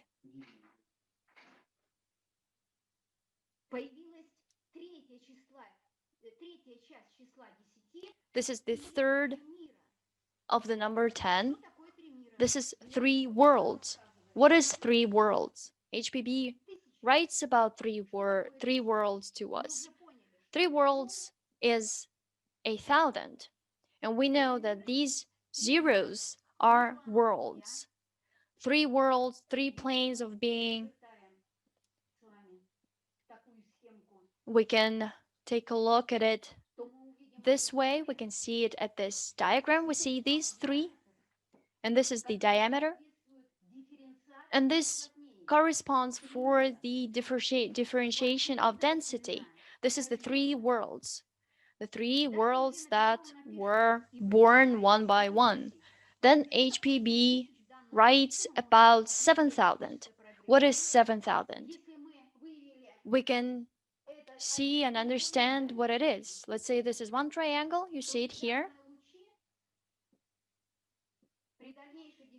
These are these rays that will be then reflected when differentiation continues. And here is 7 of them. And here is what we see, 7,000. It is 2 triangles. If we take all this together, we will see the tetragrammaton.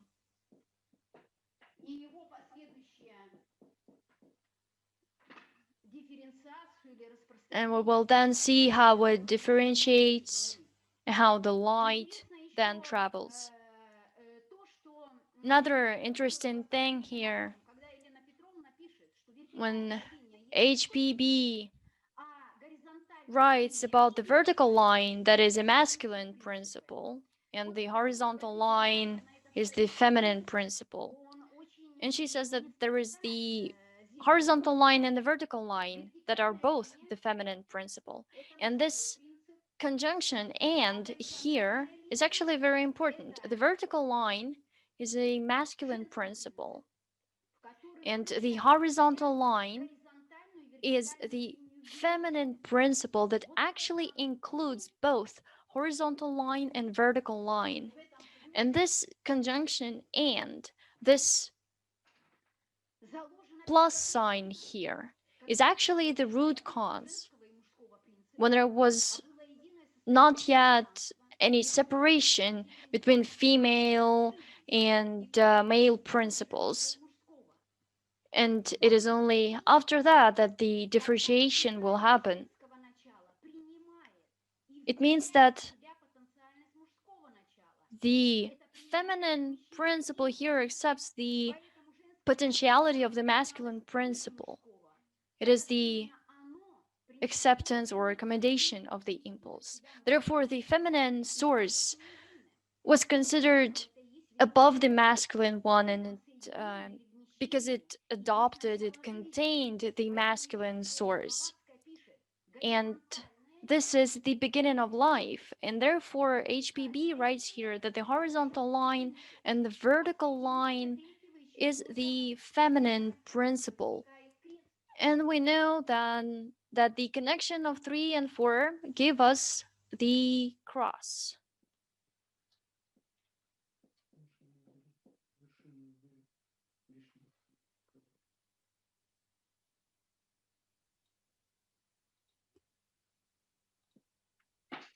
Возникает крест. 3. We get the cross, 3 and 4. And it is again septenary.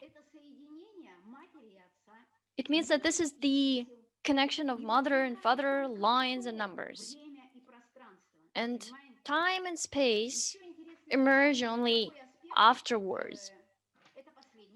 Another interesting point, this is actually the very last one that I'd like to make.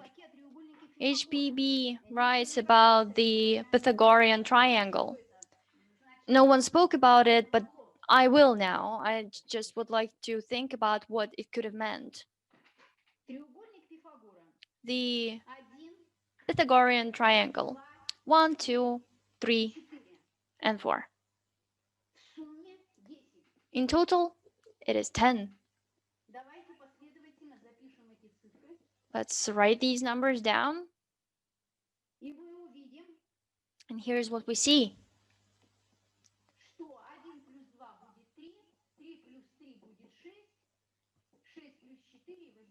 Here is what we see. Here's how we arrive to the total of 9. After 6, there is no 7. 7 is not here. It means that 7 was missed or it was hidden.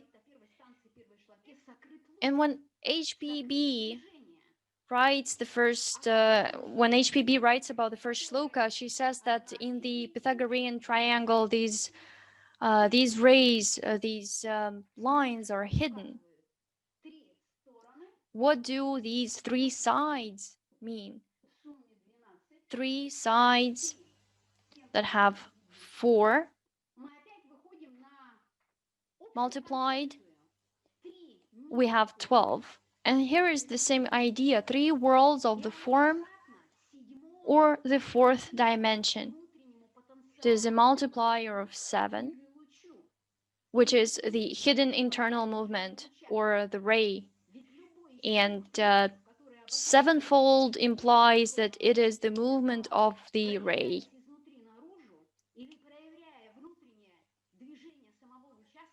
Any of the 4 periods manifesting from the inside out or manifesting the internal movement of its ray becomes 7. So we have 7 multiplied by 1, it is 1 sevenfold, 7 by 2, 2 sevenfold, 7 by 3, this is 21, and that is 3 in total. Then the 4th period, 7 by 4, is 28 or 10.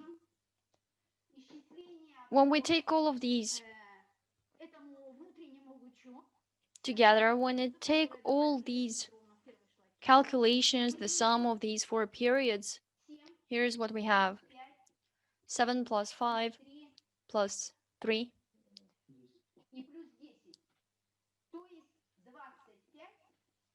plus 10, and that is 25 or 7. This is 7 again. The sum of the 4 periods also equals 7, and it is risen to the power of x. It is the rotation of the cross of life. It was material at first. It is a vertical and a horizontal line. And when the inner movement of the 7 began from inside out, it becomes spiritual. So this X is everywhere. This X everywhere is the spiritual manifestation of our internal hidden ray. It means that 7 to the power of X, or our inner transformation, our inner hidden transition, when karma allows, 7 will be manifested. And it means that this is the great secret of each of us. It is the secret of karma. This is the ideas that I wanted to tell you about on the first shloka, in the first stanza. These are these calculations. And the first shloka has some ideas about these concepts that could be interpreted in this way. Dear members of the research group, we thank you very much for your materials, and I would like to ask the members of the research group to share their opinions with them, to share their ideas, if they have any, about this seminar. We are very happy to hear you. Ms. Taposhri Ganguly, please, just a couple of words as a comment. Okay. Well, thank you very much for asking me to start this, to give my opinion on this beautiful seminar. It's been a privilege being a part of the research group, and I thank you all from the bottom of my heart. And there has been so much of learning and so many different viewpoints on the way these secret and the sacred teachings and these ancient wisdom come into form. I think I just feel like there is so much work that needs to be done. And I've just gathered so much of information and knowledge. So thank you very much. And I wish you all the very best and wish you all a very happy new year. We now would like to give, maybe to ask Mr. Narendran to share his opinion with us. What do you think about today's seminar and today's idea? Well, firstly, you'll all be surprised to know, if you have read the introduction of The Secret Doctrine, the seeds of writing the book was done in my lodge, Blavatsky Lodge in Mumbai. So if you read the introduction, you can see that it's written by Olcott, that we plan to write a book called The Secret Doctrine. That way, I'm very happy to represent the lodge and come for this meeting. And this may be news to many of you. But although the seed was sown in Mumbai at the Blavatsky Lodge, the kind of work Blavatsky has been doing to do this work, write this magnum opus, has been tremendous. There is one incident I would like to quote, which might interest you, on how she has been from the word go, trying to scientifically interpret the spiritual wisdom. She meets a professor at the Cornell University, and he takes her as just a spiritualist from the East, a psychic. And then she presents a paper on science. He's baffled. He's baffled because, and some of these papers, I'll tell you, if you go to Harvard, Professor James Santucci is a historian who says the scientific world is perplexed by the kind of papers she has been submitting. Some of them are missing from Harvard University. Some of them are missing right now. They found some Xeroxes and they're keeping that intact. So the kind of work she has done is tremendous. And apparently we have only touched the tip of the iceberg. The seminar has done a great job, fantastic. We've been looking at the nuances. We've been looking at the across the broad spectrum. Then another very interesting aspect is a mental aptitude. Her mental aptitude was beyond the time of reasoning, which they were called as altered state of mind at that point of time. But now neuroscientists have understood that beyond the physical human mind, there is more projections of information and knowledge, which is coming out initially as artificial intelligence. So she has been a precursor of, you can say, premonitive thinking. Clairvoyance is only the psychic word, but clairvoyance, you'll see in the course of time, would become a kind of science like artificial intelligence. So with this kind of information, I would like to pack up and thank you all for Element Lodge for the wonderful inputs and resource that you have gathered across the world to give us a entire spectrum of across the board thinking of the secret doctrine. Thank you very much, Element Lodge. Namaste. Mr. Narendran, thank you very much indeed. Mr. Hang Kwan, would you like to say a couple of words? Thank you very much for your excellent speaking today, and very helpful to me. I've read the lecture note about the stanza 1 written by the Blavatsky. She answered some about some questions. I've got two things very important to me scientifically. The first one is that if the universe empty, the space is defined. Space good, but time no. Time cannot define. And if the universe is not empty, it means it contains some kind of cosmic substance. The space, okay. Time, okay. These two can be defined. Another thing, about the limitedness. If the universe is unbound means expanding forever. That means there is no absolute thing, because, for example, absolute God never control the universe. That means we cannot define God.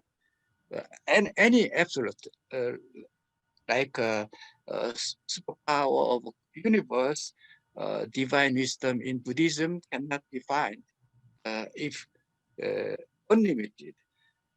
And the universe is limited. We can think about the absolute thing, that means God controls. So it is the answer of the Blavatsky in her lecture note. This boundedness and the emptiness is very good parameter in modern science, specifically in physics. The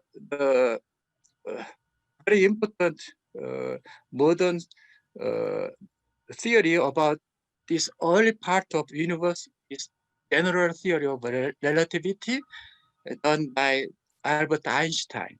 The research says there are three possibilities. First one is our universe keep expanding, unlimited. Second possibility is that it expanding currently, but stop. That means limited. Our universe will be limited. The third possibility is that it will stop and contract point again. So the truth is one of three. There are not three. Only the truth, natural truth is one of three. We don't know. We know at this moment, we know is that our universe is expanding right now, at this moment. So that means, the Blavatsky said about boundedness and limitedness. We'll consider about the combination of science and the stanza one. She spoken about that. Thank you very much. This is my idea. Thank you. Thank you very much. I'd like to say a couple of words here as well. I'd like to talk about the expansion of the universe. This is something that has to do with the cycles. The cycles mean either extraction, or rather contraction or expansion of the mind. And emptiness does not exist, actually. This is the concept that actually is not there. So emptiness is not there. This is just what I wanted to say. And for that reason, everything is relative. Thank you very much. Thank you. Now let's give the floor to Mr. Reshupkin. Hello, everyone. I'm not going to go into details talking about the physical theorems. Here's what I would like to say. The first sloka of the first stanza is HPB's attempt to try and translate the most abstract notions into human languages. Of course, this translation of its sort can be interpreted in different ways. I just would like to say that Evgenia Shabornikova at the very end gave us a very deep understanding of the first shloka. Thank you very much. Thank you very much. Thank you very much, Mr. Reshupkin. We're looking forward to your presentation on the next seminar. Now, let's turn to another expert. We also have the president of the Amantara Lodge from Omsk, from Siberia, with us. This is Evgenia. I welcome everyone. I welcome every speaker. I was very happy to participate in this seminar. I've learned lots of great information, and I do admire the presentation by Evgenia Shabornikova. Thank you. Thank you, everyone. Thank you. Yes, indeed, every speaker revealed the truth to us. Now, let's turn to Mr. Kolganov. Mr. Kolganov, I'm very happy to see you. Mr. Kolganov is from the Department of Philosophy of the Aviation Institute. I am deeply fascinated by how deep the speakers have actually studied the material. And I just want to say Merry Christmas and a Happy New Year. And Callie, we're very glad to be here today with you. Just a couple of words from you to every speaker, to all of the participants in the research group, please. Thank you so much. It is an honor to be here. Thank you to the Adamant Lodge. Thank you for all of the speakers. I want to thank Ritva. That was fantastic. It was wonderful to have Pablo Sender here to be a part of our presentation, for Luke and for US Pandey and for all of the panelists to be here. Never has there been a more important time for the entire world to gather and share what we know or what we understand and what we apply than our textbook for humanity. Because mankind is now connecting, science is now connecting and reaching the level of spirituality where we can connect with each other and share thoughts. We no longer have to go to man-made buildings or exclusive libraries and lodges. We can meet all over the world.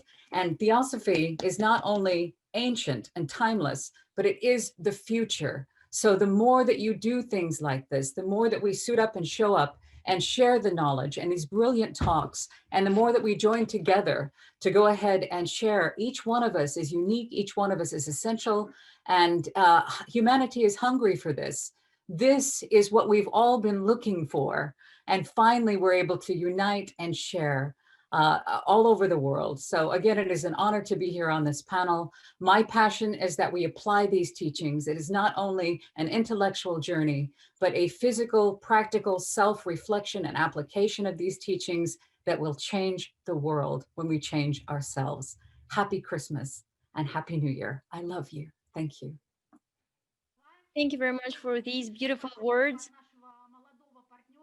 And just a couple of words from our partner. This is a partner who we're very pleased to have, and we've done lots of projects together already. Luke, the floor is yours. Just a couple of words. Well, thank you everyone for your insights and for your presentations today. I thought there was a really interesting collection of perspectives that were shared. And as Eugenia mentioned, it was very interesting that all of the speakers today found some kind of agreement on the fundamentals of this study and the fundamental ideas to be discussed in exploring the first sloka of the first stanza. And I think we are always brought back again in each meeting and each study session, we are brought again to some fundamental themes, to this idea of unity and the oneness of life, which underlies all of the diversities of the world. And I think that it's this essential theme that we are constantly returning to throughout these meetings. And it's great to see the variety of perspectives that unify us and that bring us together in this shared search for truth. So I'd just like to extend my thanks to all of the participants today, and I look forward to participating in the next meeting. Thank you all. Luke Michael Ironside, thank you very much. Of course, we'll be looking forward to having you next time. Thank you very much for everyone. Thank you for finding these words. I see that Mr. Pandey also wants to say a couple of words. Just really, just a minute. Okay, first of all, I thank you personally and Advent Lodge for this very wonderful program which you are organizing, this study of the Secret Doctrine, which is the source of modern Theosophy teaching. And all the serious students should endeavor to understand to whatever extent they can. As I also hinted in my talk, this study of the Secret Doctrine is by the actually our intuition faculty, and in that process, our intuition faculty unfolds. And that's the way the whole study becomes a meditation. So in that light, this program is very useful, not only for us, but the mental waves which we are throwing, which are propagating in the mental plane and causal plane, that will help our fellow human beings also to unfold their higher consciousness. So thank you very much. And again, wish you a very happy New Year and Merry Christmas to all of you. And I hope we'll meet again next week. Thank you. Mr. Pandey, thank you very much. I just would like to give you this thought as a present. Meditation and conscious meditation can be done only when a person follows the precepts of the teachers. Only when the student follows the precepts entirely and fully. It is only then the meditation begins. Thank you very much. Colleagues, our participants from across the world, and everyone who's been with us for almost 3 hours, this all means that there is a great interest. Together, we're studying not just the first shloka of the first stanza, we study our own nature, and we give, or rather, we achieve an understanding, a united understanding today. Everything was very bright, everything was very beautiful. Thank you very much. We're looking forward to having you on the next seminar. It will take place on January the 30th. And our speakers on that seminar will talk about the second shloka of the first stanza. Thank you very much for the work that you're doing for the global theosophical community. And indeed, we're not even saying goodbye. Please send us your comments, feedback, anything to our email address. Happy New Year, Merry Christmas, be happy, and let's have a clean thought to meet the new cycle of 2021. It is so easy to be together, and we'll see you in January once again. Thank you very much. Thank you very much. Thank you, everyone. Thank you. See you again. Bye-bye.